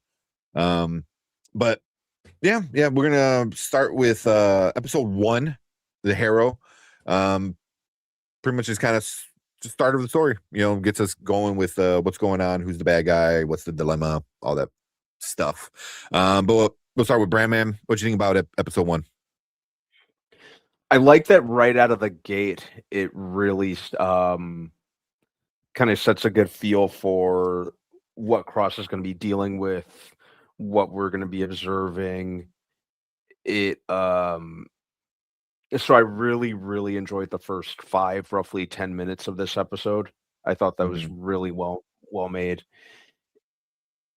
And from there, everything feels very familiar, and I mean that in the best way possible in terms of our reintroductory to the character of Cross, his back and forth with John. I'm interested in seeing more with what they do with the character of Kayla. I didn't and mind you, I haven't really read any Alex Cross novels. I went back and started doing my research like as the movies came out, and I was just reading about how dirty they did the character previously and until now. But I really liked the pacing, and I liked the whole kind of just how the character of Cross is portrayed. How competent he is, how I don't know if I want to use the word worldly, but I kind of want to use the word worldly when it comes to describing him. But I think, yeah, it set a great tone, and it really grabbed me right from the word go. Yeah. Okay. What about you, Brian? What do you think about episode 1? I thought it was phenomenal. I enjoyed all the characters. I thought that a lot of the stuff that we got from Aldous Hodge and Isaiah Mustafa, their connection together is just phenomenal. I mean, you feel like they're best friends. I enjoyed the family dynamic of it. I thought that you saw their personalities from the get-go. And I want to say this. I appreciate, I said this to Danny. Danny likes all those things like that 50 Cent puts out, all these ghetto fabulous type of shows. I appreciate shows that are a little bit different, that show that, you could be different. You don't have to be this, all black people aren't one thing, or black people aren't another. That you could have a show like this that has more depth to it, that talks about, that depression, that talks about, biases and things you have a parents and all these other things that are just done in a much more logical way that most black people are like that, and it shows that part too. So I appreciate that. I appreciate the acting that goes on. I appreciate the story writing, because I thought the first episode story writing was a good job of reintroducing to remind you where we're going with this family, what happened last season, the feelings you had between Alex and Ellie, and why she's still around, and all these other questions that are going around. I just thought that was phenomenal. So I really enjoyed the first episode. Yeah. And same, I'm right there with you guys. Like right from the jump, you get introduced to the villain, and what's going on there, and that instantly hooked me, because I was like, oh, we're doing this, we're talking about this, like, one, very relevant in what's going on in the real world, and two, I'm like, this is gonna be interesting, because you're kind of gonna root for her a little bit. But then what does someone like Cross, where, good is good and bad is bad, and he's a cop where he's like very moral and very justice, but it's like, also it's like, I mean, he started off this first episode with him talking about I beat up, I crossed the line with a yeah, that's great. But it's like, will he do something like that again? You know what I mean? And like, okay, will you cross that line, and what's good and what's bad, like, and who has the right thing? And I was like, oh, this is right off the bat. And that's like within the first 5 minutes. I was like, this is gonna set up a very interesting story with Cross and why the villain is doing what they're doing. Where in season 1 it was very much bad guy doing bad guy stuff, and he's trying to figure out who's the bad guy. This one is, I think it's going to be like, damn, like, it's like I'm not mad at you, but so I don't know. It sets up a really interesting. Did you feel like you Bad Boys for Life when we saw the villain? I was like, I could get those vibes. You see the candles out, and you see the altar and all this stuff, and you're like, all right, you in the back tattoo and all this stuff. I was like, man, you gonna go right to that, right? Huh? This is what we're doing. Am I also the only person that knows in the police station that it was like 80% black? I've never been to a police station that's been 80% black ever. Even in Washington, D.C., I thought that was kind of crazy. Mm-hmm. Mm-hmm. I'm just like, okay, well, everybody? Nobody? This is weird. But no, I thought all that stuff was kind of cool, though. Yeah. What about Matthew Lillard? Yeah. So he's I love Matthew Lillard despite what what's his name says about him. Tarantino. Yeah. But I wonder if he's gonna be like a weird twist somewhere at the end, because right now he's setting up like, oh yeah, you're not a good guy, but I feel like a show like Cross never just flat out like, this is the bad guy, it's gonna have some twists and turns with it, but he's pretty entertaining so far, as being like this Elon Musk type of guy. Kind of, yeah. The Silicon Valley kind of thing is like, I'm gonna save the world and we're gonna defeat hunger, but also I might be like able to, Jeffrey Epstein. Yeah. I've been on the Epstein. Yeah, they typically pull a 180 with a character like that, and then they turn out to be like have an ulterior motive or something. Yeah. But so far so good. He's pretty interesting. I like him. He hasn't been crazy yet, but we only saw him a little bit, But one thing I gotta about this man. Let's go, Donnie. Amos. Amos, he always Amos. He's cool. He's 100% a badass. Like 100% a badass in this one. Like even the beginning, he was like, "Oh, are you gonna get your toys? I got my toy." Man, that's such an Amos thing to say. Like, like I feel like his highlight is episode 2, because episode 2, yeah, him with that family, bro, yeah. But one thing I didn't notice in the first episode, I was wondering what you guys thought, because it kind of carries on. There is a lot of sex scenes. Like, I think in the first episode, was there 3? 2, I think, right? 2. Yeah, because I think there was 2 in like every single episode at least. He was arguing. She's arguing with her. Oh, yeah, really? Pull the car over right now. I'm like, what is going on? Yeah. But I was surprised. 100%. What? The first 5 minutes, the first like 5-10 minutes of the show, it's how the season starts. It's basically like Epstein Island. It's like, oh damn, we're doing that. Okay. Yeah, man. But okay. So that's pretty much it. Sets up the bad guy, getting all familiar, reacquainted with all the characters and stuff like that. But then we get episode 2. I just had it. Where is it? The end of episode 1. Can I ask you about that? What you guys thought about the end of episode 1? When how did it end? John Sampson goes to the room. That's right. Goes to and then she said, "I thought you would walk in the room and know who I am." So, lady, who the hell are you? She says, "I'm your mother." And Isaiah Mustafa does this. He hears her and he's shocked, and he literally gets up and he's looking at the whole way and he just walks out the door. And as you said, what Aldous Hodge is sitting there looking at like. the best reaction. I will see if I can pull it up, because it's such a like what the F moment where I mean, I don't know. I never read the books like Brandman. Did you guys know it was coming, or what?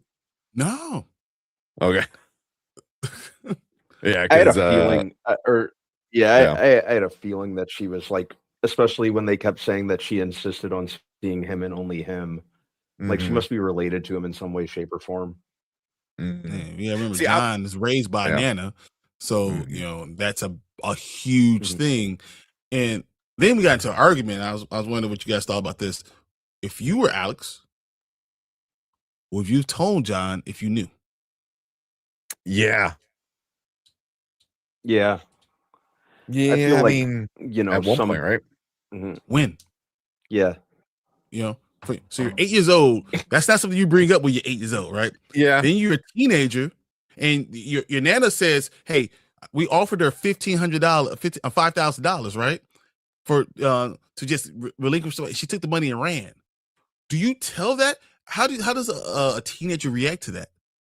Then do you lose the only stability that you have because now they didn't tell you? And then after you turn 18 years old, it's been 10 years. How do you bring that up? And then you get to adulthood, Alex's wife gets killed. Murder. Like, yeah. When do you bring that? Hey, by the way, your mama. Like, unless it comes up in conversation, when do you bring that up? I don't know. Yeah. Yeah. I mean, that's kind of the big thing. Like, I feel like there would have to be a perfect moment in your relationship, you know, that like you said, that it has to come up. If it doesn't come up, you're probably not thinking about it. You know, it's not always on your mind, you know, especially 20 years later, you know, you get your adults 20, 30 years later for that matter. You know, it's like you're adults dealing with kids and wives and girlfriends and other relationships and stuff like that. So and you're living your life. You don't want to break that person for someone that does not matter because they're already living their life. It is a difficult question. Yeah. Yeah. So yeah. Oof. Yeah, that was intense one. Because I was expecting someone to be like a previous case that's coming back to haunt him or something. That's what because she kept saying like, oh, she wants to speak to you, she wants to speak to you. That's what I was thinking. I was like, oh, it's somebody informant, you know, and the foreman. Yeah, or like you know, something that he did early on in his career that he might have regretted. That's what I was kind of getting at. I'm like, oh, what it was gonna be. But basically what Kayla's going through. Yeah, exactly. But I guess it would be a little too much, you know, too much of the same if you did that. But it was a good surprise, and I think it was a interesting turn for like all the characters too. You know, let's see if I'll pull it up because it also affects Cross in a way where he's like, what do I do? You know, because it's like, you're my friend, you're my best friend, you're my brother, you know, and it's just like, how do you handle it, you know? I thought that it was really cool at the end of the episode that he pulls a chair up next to him. He brings up two beers. I got the clip. Okay. So that's the face he makes when I could not stop laughing because that's like the most real face. Is like, because it's more of like, what the hell's going on? You know, and it's just such a perfect like reaction. Because right before this, she says, "I'm your mom," and then he looks at John. And he's like, "What?" And then like he walks up, and then he just she just walk in here and take this. And it's just like a perfect reaction where I kind of laughed a little bit because it's so good, you know. That's the face you make when someone gives you like just out of nowhere crazy kind of info, but it was I thought that it was kind of funny, you know. I did not funny because it was so stupid, funny because it was just like so real, like that was like legit. Like, what you talk about, lady? That's yeah, that's yeah, good. Yeah. But yeah, it was definitely the highlight of the episode because it just ends that big, and you're just like, oh shit, kind of part of it. I love that they ended it with the beers, and then he asked, "Do you want to talk about it?" And John was like, "It's hard." And he just let you know I love you. Cheers. Mm-hmm. That's the last thing we had to talk about. We're not gonna talk about it anymore. I thought that was pretty cool. Yeah. And I get what you're saying. Like, you know, it's very much obscene stuff. Every one of them people are getting what they deserve. Yeah, I mean, that's what I'm saying. Like, it's an interesting conflict, you know, even by the episode 3, you know, but it's an interesting conflict because like you're kind of rooting for the bad guy in this one. You're like, yeah, no, kill him. Honestly, kill them too. Kill them too. Think Alex Cross is going. So like we saw the preview, whatever, him talking to her at dinner at that restaurant. and she's like, "What do you want?" And he's like, "I want the truth. I want to follow the case all the way." And I think she's going to give him information, and he's going to follow it all the way to the truth. He wants to get down to the bottom and arrest every single person who's part of it. And I think that's because that's the case.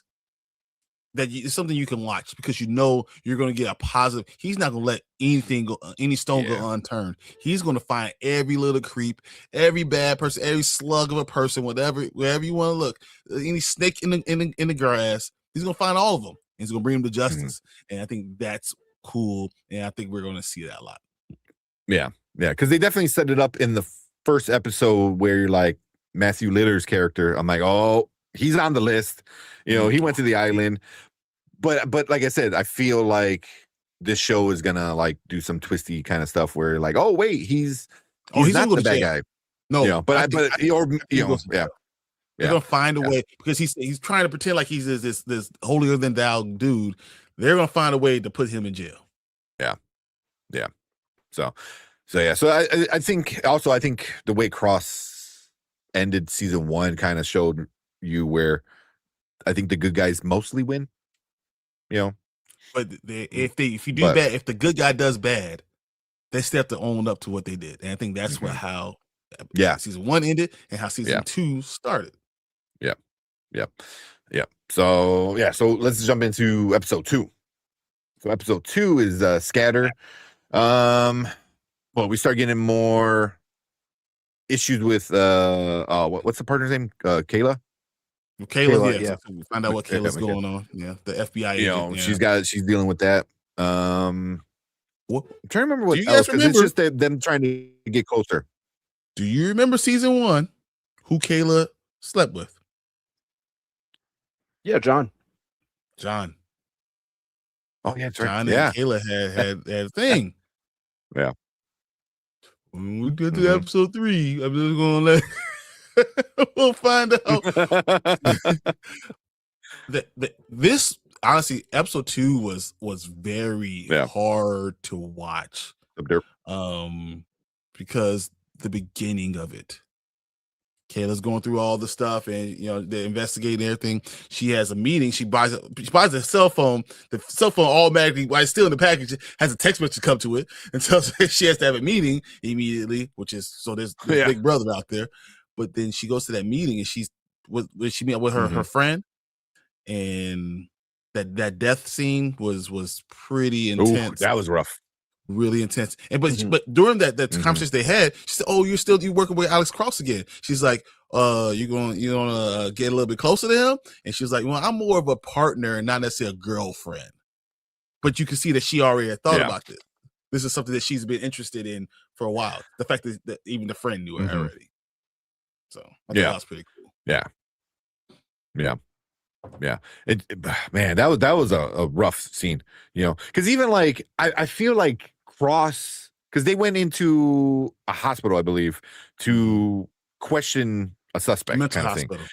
Thing. Yeah, right. Okay, and then as they're about to like do this interrogation, this little question kind of stuff, like she gets the call and she's like, "Hey, I gotta run." Like Cross should have been like, what is going on? Because like that's not something, like that's not a moment where you just like, I gotta take this call. Like there's nothing important than what's going on at that moment. So it's like, so obviously something big is going on. So I feel like he should have maybe pressed her a little bit more. But she's an FBI agent and he's a police officer, so they're working on 2 different levels. Like there's 2 different things. Yeah. So like his partner still is really John. Yeah. He's just partnering with Kayla right now, because they work well together. But this is a joint task force between police officers and FBI agents. So I thought that's kind of why a lot of this kind of worked out that way, and that's why he has no problem doing his own thing, because John likes doing this. I mean, John, that Cross likes doing his own thing. Yeah. But yeah, I'm trying to think what else, because episode 2 was kind of so we had that death scene connection. The death scene was the big one, because then you get Kayla's. She's trying to fix a problem. What was the mastermind? Wasn't it mastermind or mastermind is like the big, which is such a lame kind of name. I was like, it's so she's trying to figure that out. Mustache twirling villain name.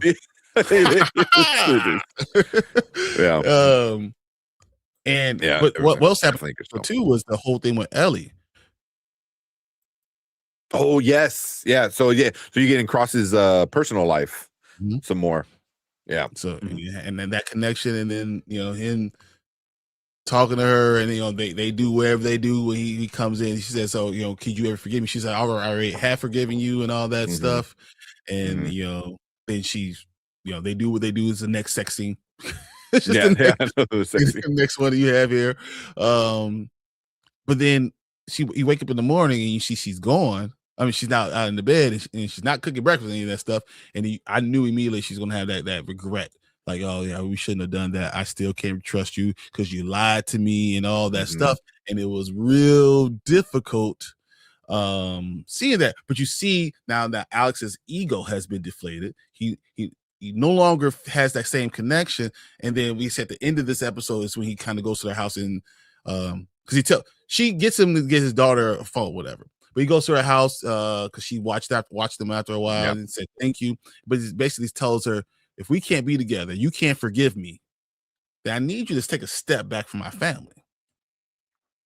Mhm. Right. And then she says, I can't. You lied to me. I would have given you everything. I would have done all the stuff for you. But then at the end of the episode, he's like, why can't you? I made a mistake. I've done the work. I went to counseling. I've done everything. Why can't you forgive me? And she said, I just can't. And she's walking away. And then he asks her, so if Janie, his daughter, made a mistake, would you be unable to forgive her? And it was a great question. And Paul makes her pause. And she never answers it. Mhm. And then that gets to the point where you start to understand, maybe she's thinking about this. Maybe she realizes that maybe what she's saying, her hard line is maybe not fair necessarily. Yeah. So Yeah. I think that I get why she is pissed. What Alex used her in season 1, absolutely. She has every right to be pissed off. Every right to be pissed off. I was getting a little mad with Alex, like trying to keep pushing her, but also mad at her because she's kind of in the picture. Still, she coming for breakfast. She's coming. Yeah. It's been a year and a half. Yeah. Yeah. This is not But like she says a line that I think kind of messed him up too.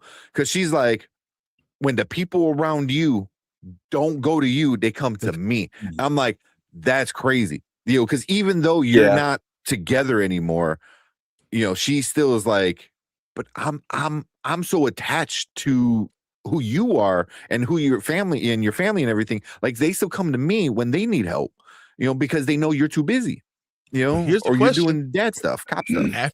After a year and a half, why are you still in that picture? If you don't want to be with that person. Yeah, like what are you doing here still? Like, literally, if you love my kids, you love my family, you say you love me, but you can't trust me, then you should not be there. You can't. It's unfair to both people. It's unfair to have you sitting at my family events. If I had a girlfriend, would you still be here? If it's all about my kids and not about me? Yeah. So that's why I thought that was it's a relationship question, and it's an interesting question in itself. Why is she still there if she says she can't forgive you? Yeah. Or is it just, she likes that control, or she's hurt? I think that the answer is she's hurt. The answer, because she said some mean stuff. Well, not mean stuff, but it was when she said like, oh, she brought up like his wife, his dead wife, and that triggered him because it's like, wife.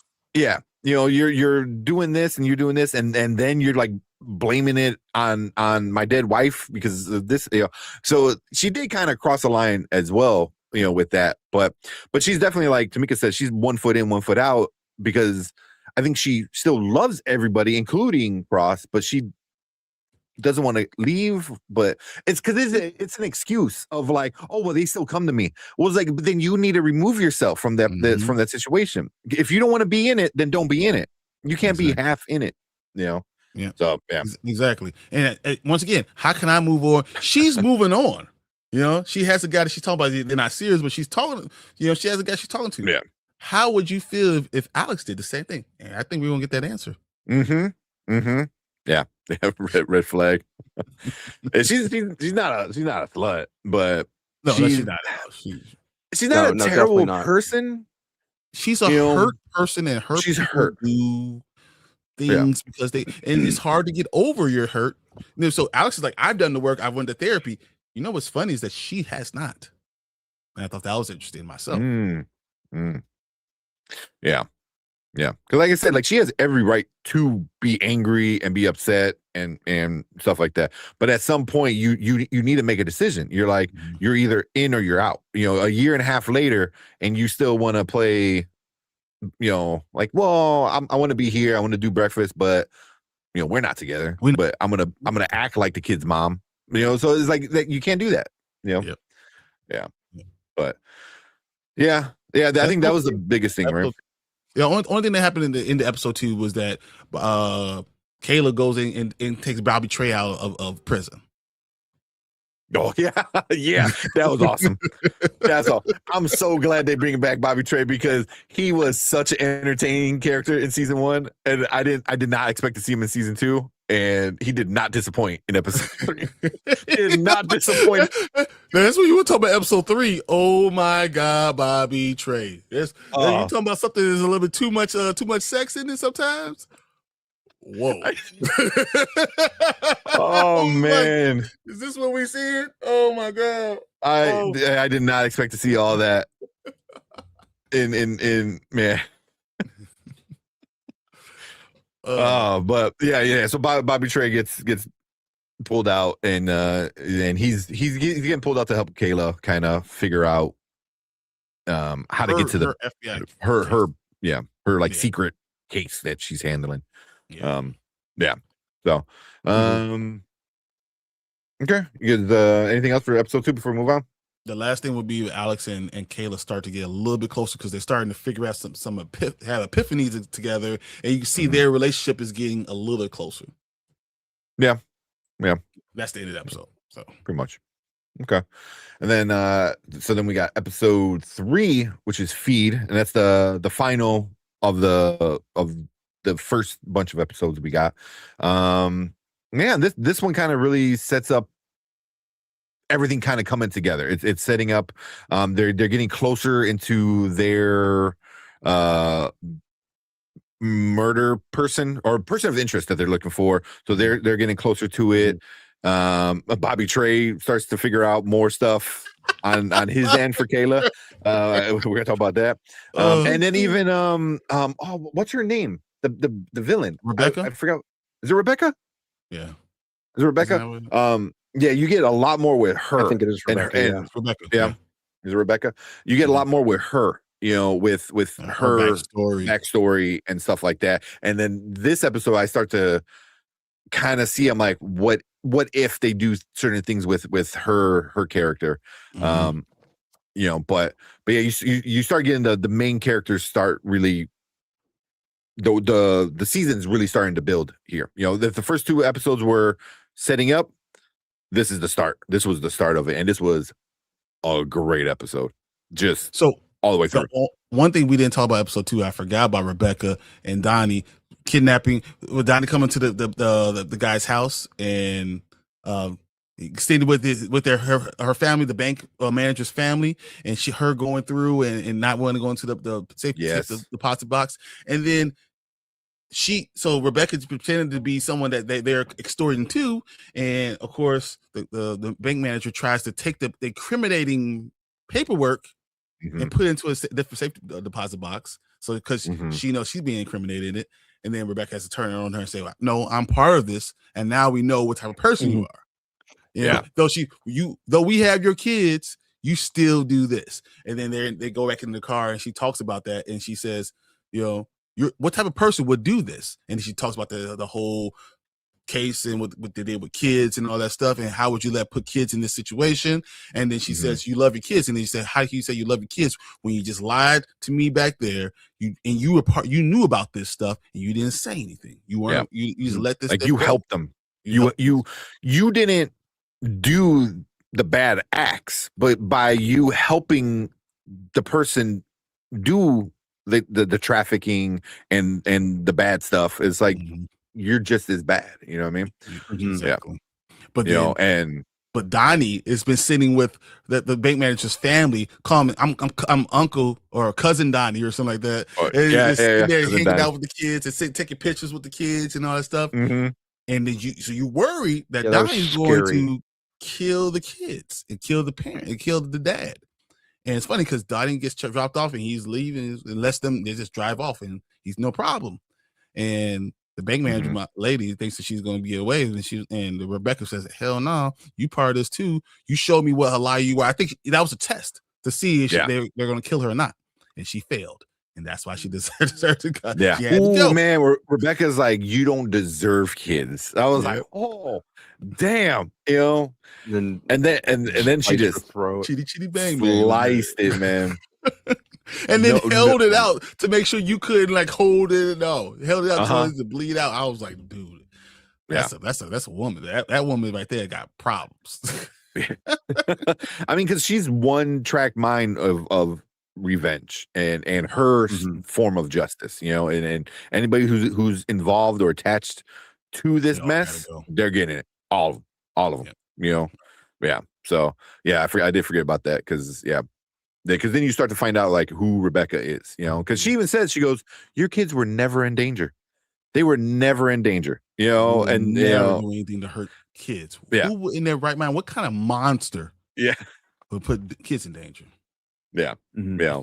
So that was a interesting. It because then that's when it starts getting like damn, like she's a mom, she has kids of her own, but also she's helping kids. Yeah. Yeah. You know, like it's just it's only important for me, but not for, you know, the other people, you know. So Rebecca's another person that has sex in this episode. Oh yeah, that's right. Yeah, she has sex in the episode. Yeah, they were like, Rebecca, she's really easy to look at too. Yeah, she is. They as long as I was gonna say something, I was gonna pull it back. I was like, they don't cast ugly women in this show. Bobby Trey, episode 3. Bobby Trey. He has a type. Oh, holy shit! Yeah. Oh man, I was like, whoa. Yeah, I was like, the lunch lady, Bobby Trey. You doing the old lunch lady? This is what we doing. Oh man, but even that so yeah, so we'll get into episode 3 now. Because Kayla calls Bobby Trey, and you think he's dicking around, you know, he's at the salon. I forgot what he's getting, like his, you know, nails done or whatever. I forgot what it was doing, you know, pedicure or whatever doing. Yeah, you know, and she's like, are you looking for the dude? And he's like, we're close. You know, how close? He's like, we're close. And I'm like, oh, so it sets it up where like he's just messing around. He ain't taking it serious, you know, but yet Bobby Trey's a tracker. This is what Bobby Trey does. He's doing the work. He's putting it in. He really is putting in the work. Oh man, yeah. All right, Relic. Have a good night, man. Appreciate you coming in. Yeah, but yeah, we'll get into the Bobby Trey stuff because, you know, boy, good lord. So, but what you think about episode 3, Brand Man? All the Texas stuff I liked because it added like an extra layer of conflict, and it just added it just kind of reinforces what kind of character and what kind of FBI agent Cross is. Likes to do things right and by the book. That one dude was that one Texas operative kept jumping the gun, you know, endangered a kid. So all the content there I really, really enjoyed. And I also, again, I like the first couple minutes between I think all the back and forth between Cross and Kayla. and John. Kayla too. But I think a lot of that wouldn't work. A lot of this show wouldn't work if it weren't for the way that Aldous Hodge and Isaiah Mustafa play off each other. I think that's you know, that's almost like the golden goose of the show. If I'm being honest. And the Kayla content, yeah, definitely, to run with what Brian just mentioned, that adds an extra layer of conflict too. I'm interested in seeing where she ends up by the end of this season. Yeah. You know, What's that? So I really I like how this show's kind of I like how this season's more kind of exploring the gray area of a lot of the characters. You know, there's the gray area, you know, with Cross not telling John about his mother, the gray area of what Kayla's going through, the villains, you know, there's definitely a gray area there because they're even though what they're doing is questionable, they are protecting kids at the end of the day. So serving out justice. They're serving out justice. So I think it was a good note to end on, you know, stopping at this third episode before we get more. Yeah. Bro, Sheed, you're 100% on when you say that cop was on the take. Because there's no reason for you to shoot with the kid in danger with the gun. Why would you do it? Everyone tells you to stand down, stay back, and when Alex is about to get to this person, really talking to him, you shoot him. Why? Because he had incriminating information about him by himself. So obviously someone has to be allowing these trucks to go through. He knew who was going to let him go through. And that's why he had to kill him to shut him up. Yeah.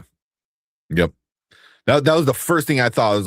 I'm like, oh, he's in on it. Like he's part of you know all the people on the list kind of stuff, you know. Yeah. 100%. And honestly, I think probably most of those cops probably are, you know. Most of those cops are, you know. The thing that got me was they get this young man, right? That they've been looking for, and he was just taking pictures, you know. Yeah. So they start to interrogate him, but then when they go into the truck or whatever to interrogate him, that cop was there, and they were like, "Why are you here?" And he goes, "Your boss told me to." So I was like, "Wait, how high does this go then?" But remember whose boss this is. So that's Kayla's boss, the one who told Kayla, "You're gonna have to be figure this stuff out because of the whole case." Is it possible that the boss is part of all of this stuff? Yeah, is it possible he's the main villain? You know, that like mastermind is like the head FBI agent high in the order, and he's using Kayla to take the fall because it's not going to be him, and you have a scapegoat right in front of you. In investigations, he's being read into all the investigation. It could be him. Yeah. I feel like this is gonna be that instance of like how high does this like shit ladder kind of go? You know, like how many horrible people does it get up to? You know, so could you also guys see what's his name, Lance's bodyguard that's now part of the investigation? Could she be a mole in this police investigation for the main bad person? You know, and she's literally telling him specifically everything that's going on. That's why they're always one step in front of them. Sorry, go ahead, B.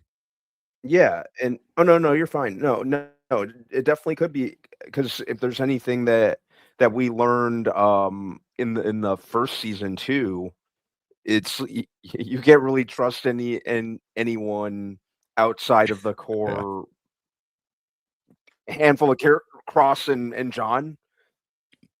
You know, that's about it. That's about it. Yeah, and that's about it. The rabbit hole like really goes really deep in that. So I'm kind of side-eyeing just about everyone. Even Kayla, because I'm like, how far are you willing to go to, make all that disappear? Kayla. Yeah. It was interesting that Kayla opened up to John about what she's going through. We. Sorry, like, a little lag. Did you guys notice that though? That she opened up and told him during my second year, I thought it was fine, but now I know what's going on. So everything I'm working for is gone because of what's happening what happened in my second year. They set me up to take this fall, and now I don't know how deep this goes. But the person I thought I was dealing with this stuff with just offed herself. she's so scared of what's going to happen. So Kayla is scared ishless, like it's bad, but her sharing with John with Alex, and Alex listening to it and saying, "I totally understand what you're going through," and really kind of help them bond even more. But there's one thing, and also I gotta give him credit for pointing this out. She knows, obviously, she knew Alex's wife. Yeah. She says, she was like, yeah, your wife. Oh yeah. I would have tasted that too if I didn't miss the D that much. Yeah. But I was like, that comment just showed how sexual of a comment you would say. You talk about his wife, right? You talk about, the sexualization, of male, and she's already talked about how she's attracted to Alex. She's setting up all this stuff. It's all planned. And I will tell you this. I don't know if I will say this. Yeah, Kayla, that might be black man's kryptonite. I'm just letting you know. That's what. And remember, he's a little bit in his feelings, right? Because Ellie just kind of threw him to the side and won't give him any play, right? And Kayla's like, "Hey, let's go." All of a sudden, by the end of the episode, you see Alex with a cowboy hat and a white beater doing line dancing. I'm just saying, it's not drinking a lot. Yeah, he knew what he was doing. Yeah. Oh yeah. Yeah. Just at the end of the episode, Cross and John, become Eskimo brothers. So Exactly. there you go. Yeah. Oh, that's awesome. Oh man. I wonder how is John gonna take that? That's why I'm sure. I don't know. You're gonna say something? Is it a problem? Is it not a problem as long as Alex tells John before? And hopefully he learned from the beginning, from this first episode. He goes to John and tells him, "Hey, this is what happened. It's a mistake. This is what happened." Yeah. If he does that, I think John's like, "Oh man, really? Dude, what the hell?" But he forgives him. Yeah, I mean, because he's in his own relationship. Kayla, but if John finds from Kayla, that's a totally different thing, because now I can't trust you. Yeah. John with the shorty. Yeah, in season 1. Yeah. Cross is before it's all said and done. Yeah. Oh man. It said well, I think this Aker said Cross seems a little slow to the draw, but he can't piece together too quickly yet. I think that's what it is. But also I think there's still parts of at least the puzzle with all the trafficking stuff. Like there's still parts where he's not in on it yet. Like he doesn't quite know the full story. But with the Kayla part stuff, I think he's just kind of letting her do her thing, but also not paying attention to how far she's gonna go. Like she already got Bobby Trey out of jail to help, and when she tells Cross about that, he's be like, "Are you serious? Like you went to him?" Bobby Trey, yeah, you went to him, like, yeah. So, because he said like, "Oh, if you ever need help, just let me know."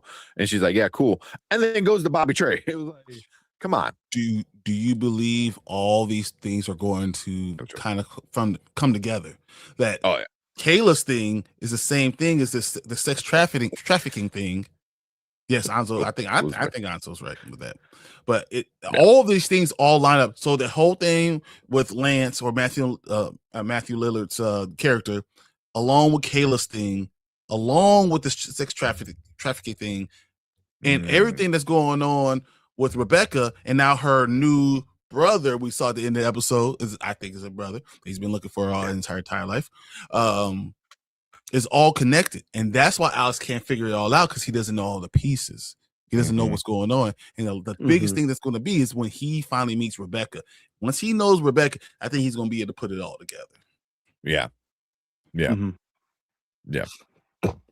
And but it's doing such a great job, the show so far, with because you can't make Cross, like, because you can't, if you introduce everything all at once and Cross takes too long to figure it out, then it kind of makes Cross seem not good at what he does. But what you do is you just incompetent. Exactly, you know, and he's not. So you skip, you miss some of the parts, so he can't see the big picture. But then as he gets more and more of the parts, like you said, you know, yeah, he starts to figure it all out, you know. And then it by the end of this season, we're gonna be finding out like heads of like, you know, government departments are gonna be like on the chopping block, you know. Oh, Mama Bear, you're hilarious.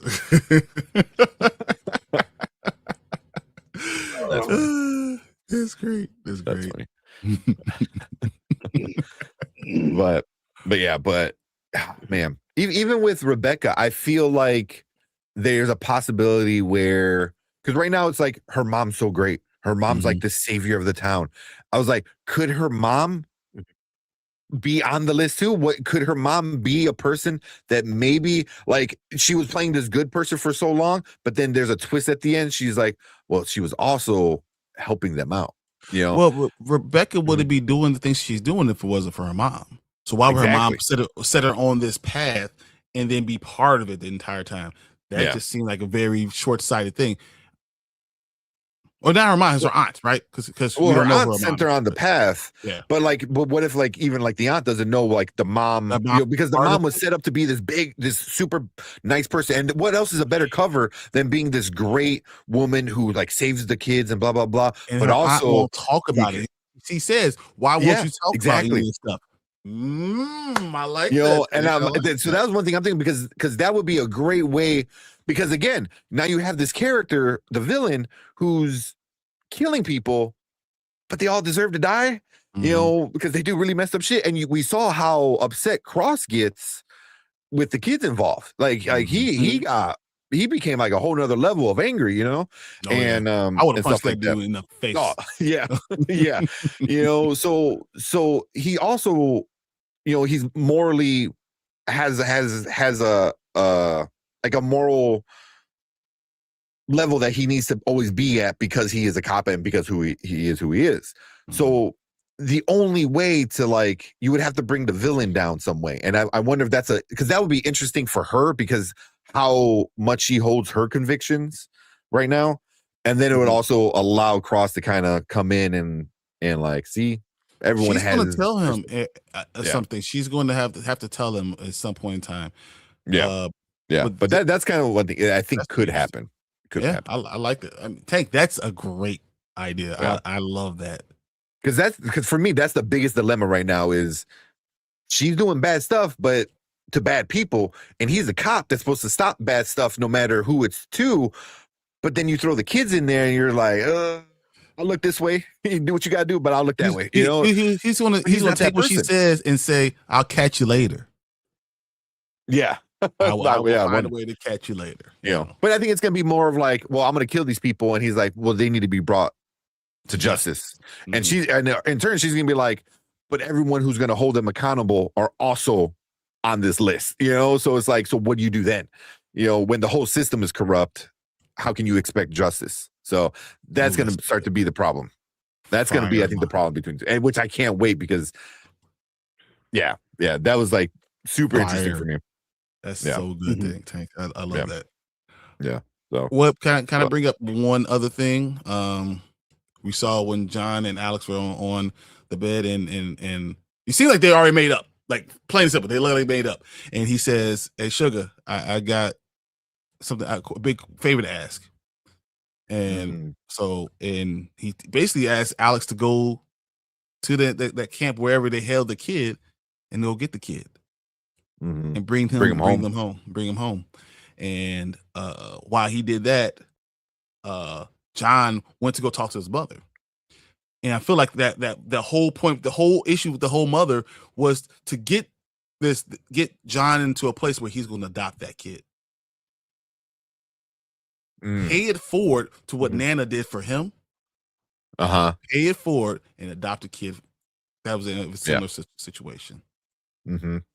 Yeah, and I gotta admit, man, his girlfriend, she's awesome.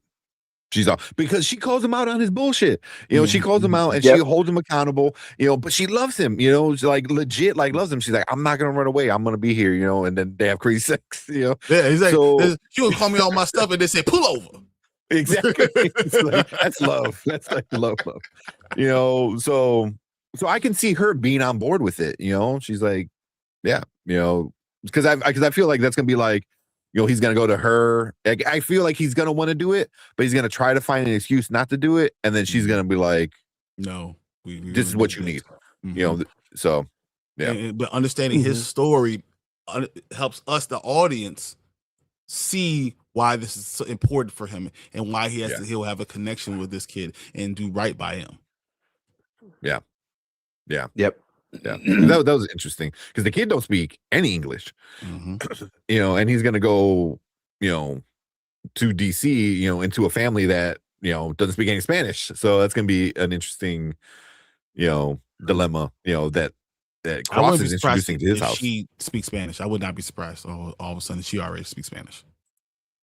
Who's that? His girlfriend. Oh, the girlfriend. Yeah. His girlfriend. Yeah, it wouldn't surprise me either. Yeah, that'd be interesting. That'd be cool. But here I saw this from Tony real quick. You want to see a crossover with Reacher and crossover with Reacher and Ryan and Cross? I want Cross with Luther. I want Cross with Luther. I think that would be a little better, if I'm being honest. That'd be cool. They 'Cause try their to outdo each other smart.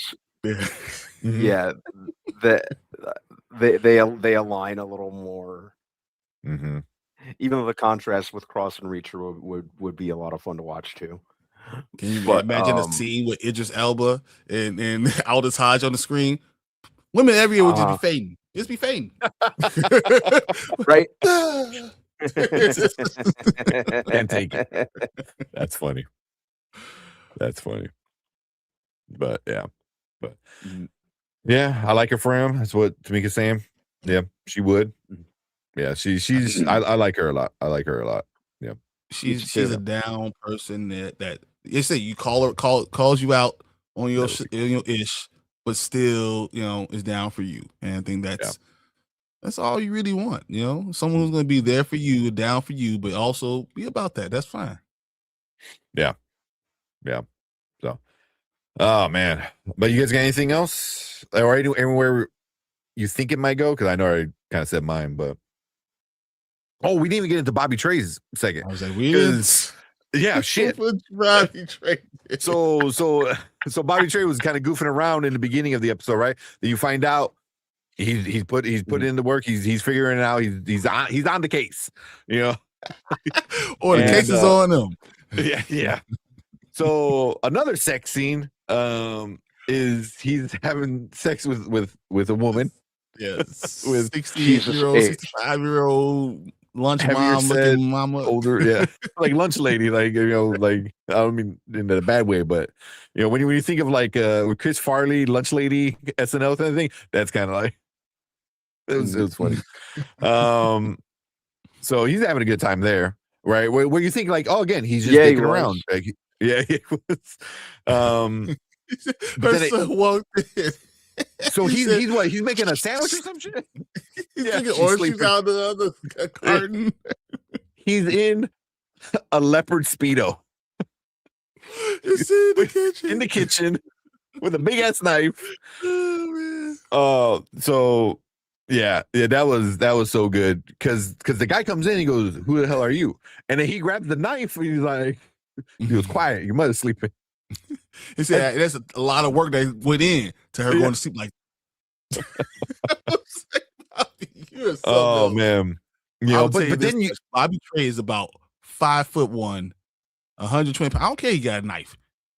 If you ain't got a gun, Bobby Trey about to be thrown out like Jazz in the Fresh Prince out my house. Like, what are you talking about? Because when he was standing next to the son of the woman he had sex with, you know, there's a good like foot difference. Like, did you find it funny that the woman was an older white lady and that her son is mixed? Yeah. because he was like half like Indian or something, or like he was definitely like He's mixed like with or maybe something. I don't know Middle what it Eastern or is. something. Yeah, But it had to be Middle Eastern. That's what I thought. yeah. Yeah. Yeah, because I forgot what his name was. What was his name? Oh my goodness, He had like was that not Imran or something like that? Ibrahim. Ibrahim. Yeah. Which could be African or it could be Middle Eastern. He looked Middle Eastern to me. Yeah, it's the same. Yeah, but the thing is, like, once you find out, like, that's the dude he's looking for, you're just like, oh, Bobby Trey he like does not miss a step. Like he's on it. Like he told Kayla, like, I got it. Don't worry, he's close. You know, I was like, oh, he's not wrong. So yeah, he's a character I did not expect in this season, and he is not disappointing. He is very entertaining. Yeah, Bobby Trey knows what he's doing. Lunch lady is wild. I mean, that's what it was, though. Yeah, we all had a lunch lady like that, like in elementary school, middle school. Yeah, probably more than something like Miss Pickler or something like that. Like more than one, if we're being honest. Yeah. He's making for breakfast for dinner. Yeah, zebra underwear. Oh man, yeah. But he said, "Hey, do you want some eggs? I can make some eggs real quick." While he's sitting yeah. underwear. Yeah. Oh man, but was great. But yeah, it was so entertaining because you're just like, oh, she let this guy go. He's gonna mess around. He ain't doing it. And then right at the end when he says his name, you're like, oh, okay. Like he's the kind of guy, whatever it takes. You know, I'm gonna get. Hey, he was in jail. He ain't got no problems. Right? Like the day before, he was in jail singing to cactus plants and shit. He's like, hey, no, he don't care if Blanche needed some whatever. He was happy to give. Yeah, he was happy. He was having fun. He was having fun for sure. Oh man, that's so funny. Yeah. But I will say this: so Alex and Kayla get together and they wake up the next morning, it was reminiscent of what happened previously with Ellie, right? Mm-hmm. Except it seemed cooler because Alex is now falling in love with Kayla. That's just something that happened. He said, "We cool," and she's like, "We cool," and they getting dressed and they ready to go off back to work. Yeah, but so once again, this was just Alex needing to feel special again because Ellie tore down his manhood a little bit. He needed to feel he needed a rebound. Yeah, Kayla was happy to oblige. Yeah, but I wonder if that's going to start to fester into some problems down the road. Oh, I feel like it might. It probably will. Yeah. Well, like I said, with the John thing, that could be a problem. At home with Ellie.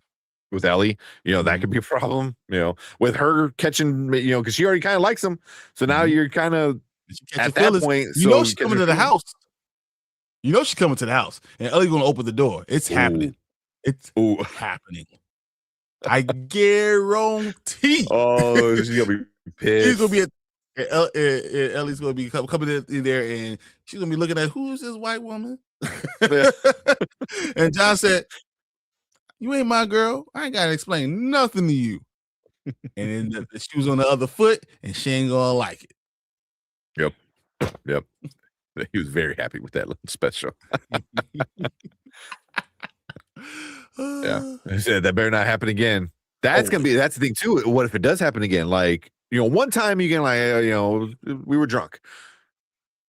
More than one time, that's a decision. You know, so I don't think John that Alex is against that, especially if John signs off on it. Mm-hmm. If John signs off on it, then Alex is going to be able to do whatever. And no matter what Ellie likes or not doesn't like. If she didn't want, she should have said, "Okay, we can figure it out. Let's work towards this. Yeah, let's go to counseling together." But she didn't say none of those things. Yeah. Add Julia Roberts in season 3. That'd be cool. She'll get it too. She'll get it right. No one is safe. No one's safe around Cross. Oh man. A favorite Matthew Lillard scene in this. He hasn't been in it enough for him Yeah, to he like had, really what, maybe, shine. like 3-4 total scenes. That Yeah. board meeting thing when he's talking about all things he's going to do was kind of interesting because you could see the two-faced part of it. Mm-hmm. Why, right there on display for you. Yeah. But I feel like he's gonna have a couple, at least one big scene at some point in the season, for sure. I agree. Yeah. I love this. But it's really good. It's really good. So is it going to be weekly from now on? Yeah, I think so. Yeah, I'm looking at it right 3 now. drop, and then everything else is going to be weekly, which is going to be interesting because then Paradise starts next week. Mm-hmm. And then we're going to have those for 1 week, and then all of a sudden you're going to get One Piece on the 10th, I believe. Yeah. And then the 17th we get Invincible, right? Something like that. Yeah. And then I think we go 2 weeks, and then we get another thing. You know, I think The Boys starts after 2 weeks of that. Mm-hmm. And then, you know, I'd say I think starts April 19th. Daredevil starts March 28th or something like that. Yeah, towards the end of March, I think. So like we're getting thing after thing after thing after, like, this is the hot TV time, guys. You like TV shows? They gonna give it all of us, all of it to us. Yeah, which is good for us because we're not gonna have a shortage of things to talk about, which is gonna be 100%. a lot of fun. Hopefully, everything you just said sounds good. Hopefully, it is good. So that's the other thing. But cool, yeah. You guys got anything else? Nope. Yep. Cool. Excited for the next episode. So next episode drops on the 18th. So it's always gonna be on Wednesdays. Mm-hmm. On Wednesdays. Right. I love it. Yeah. So every Wednesday. So Wednesday, watch it, and then Thursday, come and chit chat with us. I know before the Spoiler Kings, Brian's gonna be on with Anzo, and you guys do like a full-on breakdown of like scene by scene, more or less scene by scene kind of stuff. So make sure you check out Anzo and go join Brian, Anzo, and Danny over there. And then we'll talk about it on Thursday as well. But yeah, a lot of fun. I kind of want to get Chill, to join us because I know he's super big into the show too. So I will kind of want to reach out to him and see if he wants to join us one night. But we appreciate all you guys coming in, hanging out with us on the replay. Leave a comment. We want to know what you think about the first 3 episodes of season 2 of Cross. Did you like it? Did you really like it? If you had some issues, let us know. But make sure you guys hit that like button, hit that subscribe button, and come and join us every Thursday for the next few weeks while we talk about all these episodes each week. But if you are in the live chat, stick around because we're going to move on to our next topic for the night.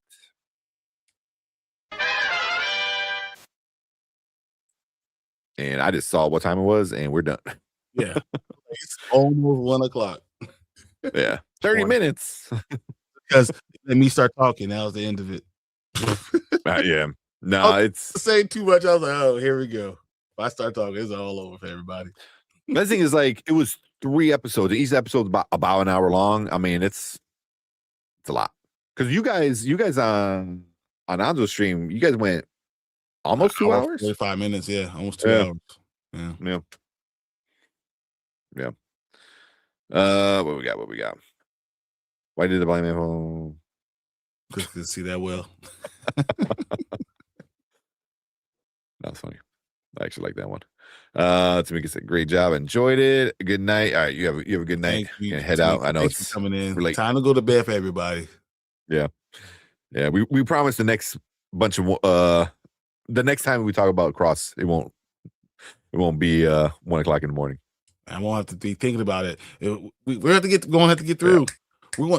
I think we're going to have to do a comic book show on its own. We need to put comic books to the side and do it on its own. What do you think? Yeah. Yeah. Do that. Do spoiler comics, something. Spoiler comics. I was like, Comic Kings is already taken. Otherwise, I would have said do that. But yeah. Although I would feel like comic spoilers. Yeah, I would feel like a fake. Because like to call yourself a Comic King, I'm like, I don't know that much. Like I'm more than a casual, but I'm not that level. Because I watch some of these other people and there's like, oh yeah, blah blah blah showed up in this issue at this year. I was like, you gotta let me Google that. Give me a minute. No, honestly, we're talking about really doing that so we can have the comic book on a little bit to the side, so we don't have 45 minutes out of the show talking about comic books. So maybe we'll be able to do that and not talk about it as much. Yeah, maybe. Yeah, we'll figure it out. Yeah, we gotta put our comic book love. So I know you said this is my stack from this week. And you know what? Honestly, it's mostly DCKO and Wonder Woman. Like, that's what if mostly I could is. pull this whole thing, so I put them all just this week. I have an entire half of Jeez. It just from this week. It's ridiculous. Yeah. It's coming in that one, Batman with the steel chair with barbed wire on it. Like that's sick. These are my favorite because these just feel like a fight poster. Yeah, I love those. I like that. I love those. And then like the big for you guys, though. the single issue kind of like, yeah. I like that one too. I got that one too. So I like that one. Yeah. So what do you think about? So I asked you about the Elizabeth Olsen thing, right? And I had another option. Whoa. East Coast time. Ooh, East Coast time. You got damn. I'm sorry about that sheet. It's what, like 2 o'clock with it.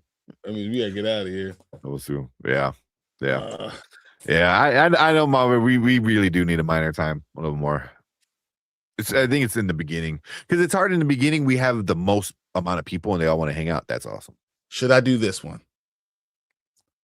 Because it's the House of M. I can actually, but if I did it, I would want her to sign in it when she says no more mutants. Ever sign right there. That would be awesome. That would be cool. So that's the question right now. Yeah. So yeah. Bring Terrence on. He's a walking encyclopedia for comics. He is. He knows his stuff. He knows his stuff. Man, I don't know. Because I like the other one just because it looks like her, but that one is like so epic, of a comic. So I went and looked for it. I was like, oh, this could be so cool. Yeah. So yeah, I know I should have this thing. And Brian will look her in them blue eyes. Like, I'm gonna look in the nose because I don't want to. I'm not gonna get caught because it's like Alex Cross said. Alex Cross said, I don't have a kryptonite. Nope. Not me. No, man. What's up, Lawrence? Lawrence came in. I saw we came in earlier. I've known Terrence for a long time. He is. Oh yeah, he is. He comes in and just lets us know. And he's opinionated, and that's what makes me very, I like having those type of conversations. That's what makes it fun, Everyone's got an opinion and keep it civil, so it's fun. Dude. Right here, especially. Mountain Bear. Right. That's the one. Yeah. Have her sign right there. Yeah. No more. You should tell her, like, are you gonna say no, comma, more mutants? Like, is that because that's our theory. I'm 100% asking you. That's 100%. It's me, right? Come on. Look, we always appreciate coming in. Yeah. I said, quit all your jobs and do 24-hour streams out. Nope. Yeah, especially not you, Brian. Quitting your job doesn't mean quit your job. You just hire another person to do your job. Like, I would quit my job. Like if this somehow became like our full-time job, like if it made enough money for like the three of us to like live off of, Yeah, that'd be phenomenal. Yeah, I would like let's get a little shop. Oh yeah, you would get somebody to hire all your restaurant business side of it. But I would like get a little shop, make a little comic book shop in the front. Bro, I can look honestly. I literally think I could live off my comic books for a year. at least a year, and be good. Like if you just selling comic books, live off that for a year, pay all my bills, no problem. just selling all the comics. Yeah. Well, what do you guys think about the whole Daredevil people being a C2E2? That's awesome. And what do you want to do Yeah, about that's it? really cool. Well, I don't got extra money to go meet people. So, you know, Man, we want to make something happen. I don't know. but that is pretty awesome. You have to find because who was it? It was Charlie Cox, Ritter, and one of the other dudes, one of the bad guys. I think the guy who plays Bullseye. I don't know his name. Yeah, Wilson Bethel. That was okay. Yeah. Mhm. Yeah. It would be a Spoiler King night every night. Extreme night every night. And that's how it would be. I would love to do that, man. Me too. I pretty much do that now. Yeah, you do it already. You say one minute something cuts me off for whatnot. It's just, man, I had to stop. I had to stop. Just I didn't delete the app because I still got stuff coming in that I'm waiting for. But yeah, I go on and I kind of just like skim real quick and it's like I'm done. You know, it's the middle of the night. Like if I'm up and that's where it's really bad. And I look at what did I do? Why did I do this? Yeah, that Will guy. That's I follow him. And he usually starts like right now when we go like off stream. Is usually when he starts his whatnot. So that's scary. Oh man, you can have a cafe with comics and manga and boba. People will come. Wow, Charlie Cox is only $125. Yeah, only. Hey, you don't even want to know what Elizabeth Olsen is. Oh, because she's a star.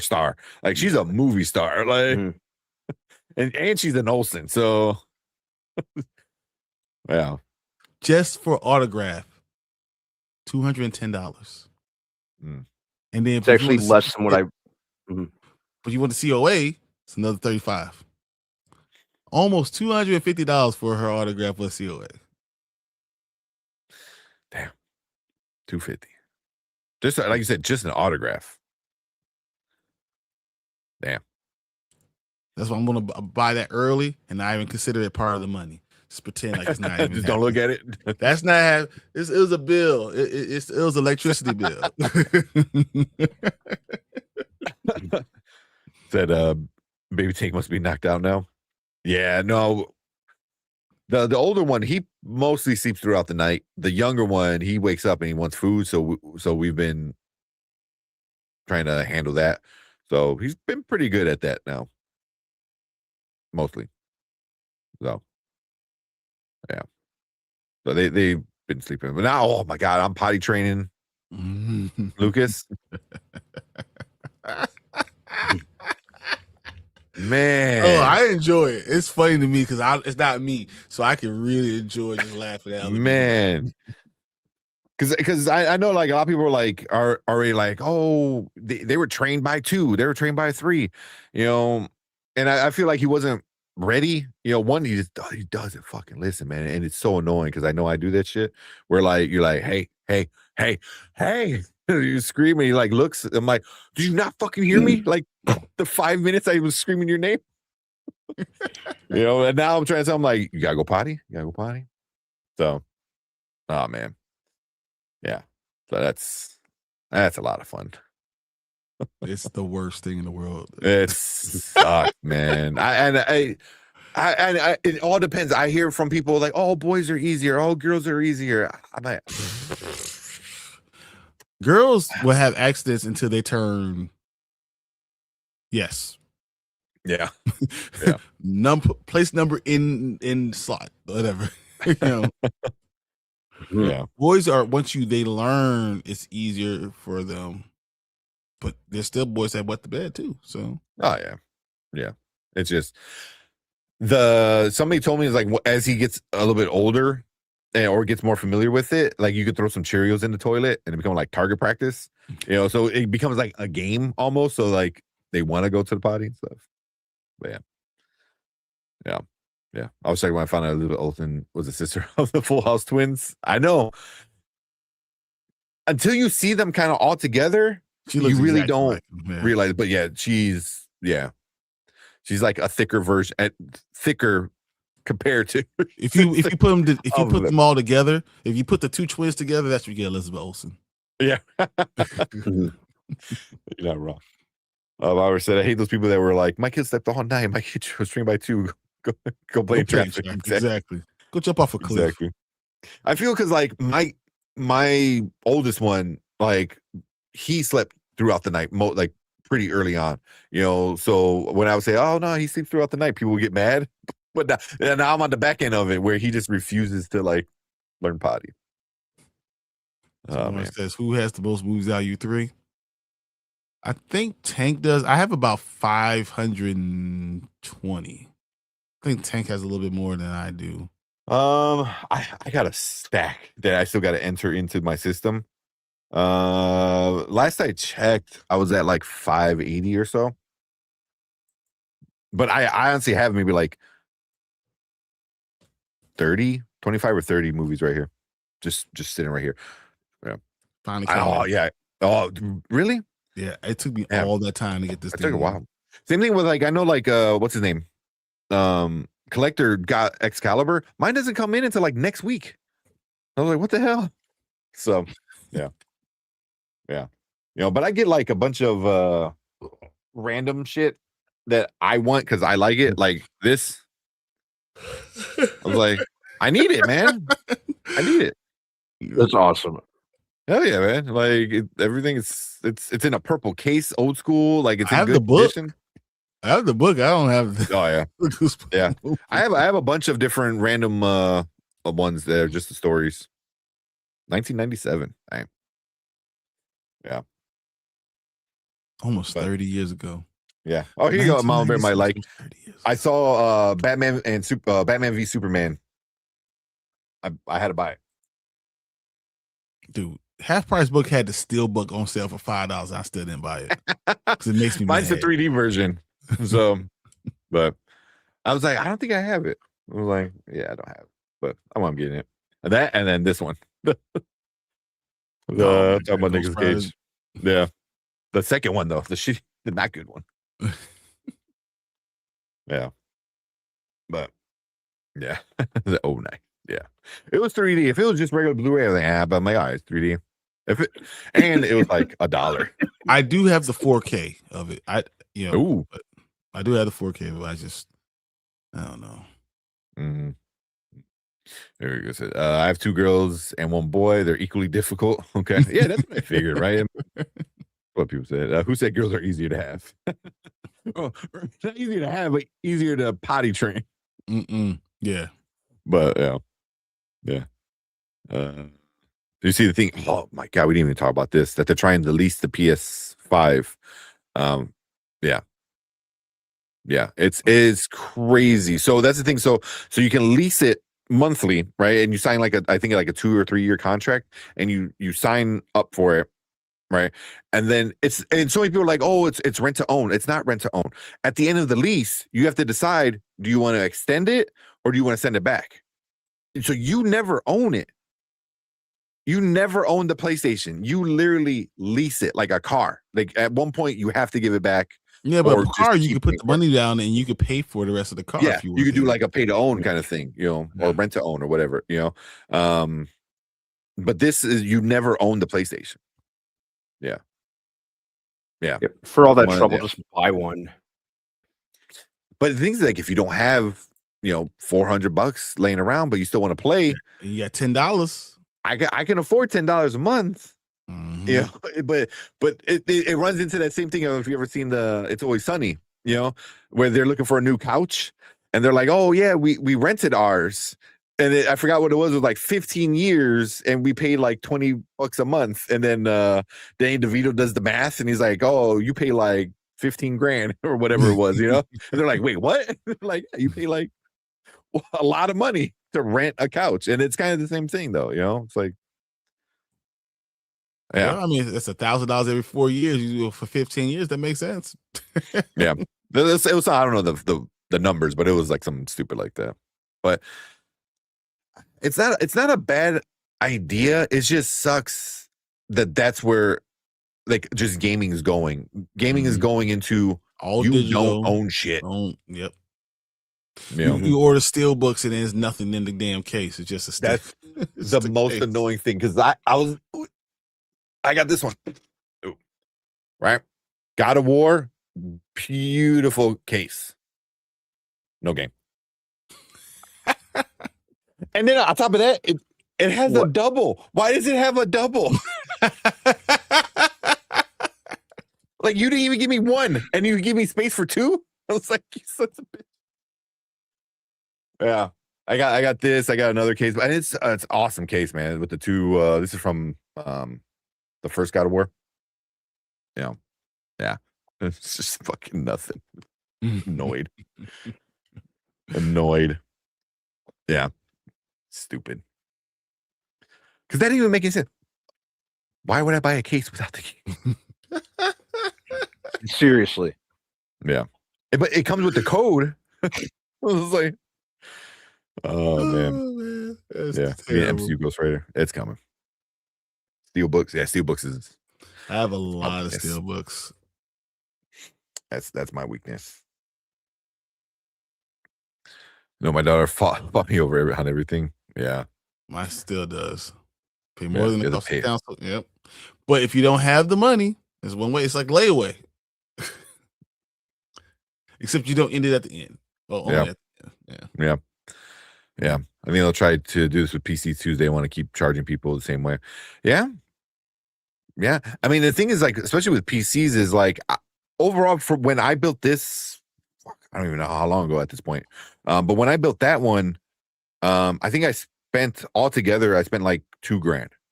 Right now, if I were to try to rebuild it with like the equivalent of stuff now, just the RAM, because I have 64 gigs of RAM in there, just that alone, it's like stupid expensive because RAM is crazy for AI data centers need a lot of RAM, so they've been taking up all the damn stock. Same thing with like a few years ago when everyone was doing the data mining for crypto. They were using graphics cards. So graphics cards were like crazy expensive. Yeah. But now it went, it went down and stuff like that. But yeah. But if you charge people $15 a month, you can have a gaming computer. F that. But that's just the world we live in, man. I got a computer here. I got two upstairs. Yeah, I'd rather build them, take an older computer, make it figure out how to extend some stuff, change the case a little bit and figure out how to do it. Yeah. Buying parts people I think get scared of building computers. It's a lot easier than you think. It's a lot easier than you think. Yeah. So yeah. But all right, let's get out of here. It's 1:15. 1:15. It's time to go to bed. Exactly. This is how we get off on track. Mama Bear's like, mind your time. It's like we're talking about random PlayStations. But yeah, let's get out of here. Let's say Thursday. So we'll be back Saturday with some more. We're gonna finish season 4 of The Expanse. I am super excited for that. Yeah, we're gonna do that, and then Monday we'll be back. Talking about some more stuff. Hopefully we can see some movies this week or weekend. I can definitely watch a couple of them, so I can't. We'll see. Crime 101 comes out. Yeah, I think I want to see that. Yeah. So it wasn't your fault this week, Mama Bear. You were trying to keep us on track. She's the weapon of mass distraction too, so I don't know. Yeah, exactly. I didn't even read it up there. I just knew. Yeah. But yeah, we'll be back Saturday with The Expanse, Monday with some more reviews and trailer reactions and all that fun stuff. But we appreciate all you guys coming and hanging out with us to the early morning hours. But we will see you guys later. Have a fun weekend. Be safe out there. Should be pretty warm. Valentine's Day on Saturday. Make sure you do whatever you gotta do to your loved ones so we can watch The Expanse afterwards. Exactly. Exactly. Do your best for Bobby Trey. Bobby Trey. Put in the work. Make sure they go to sleep. Exactly. All right. Let's get out of here. We will see you guys later. Have a good one. Good night, everyone.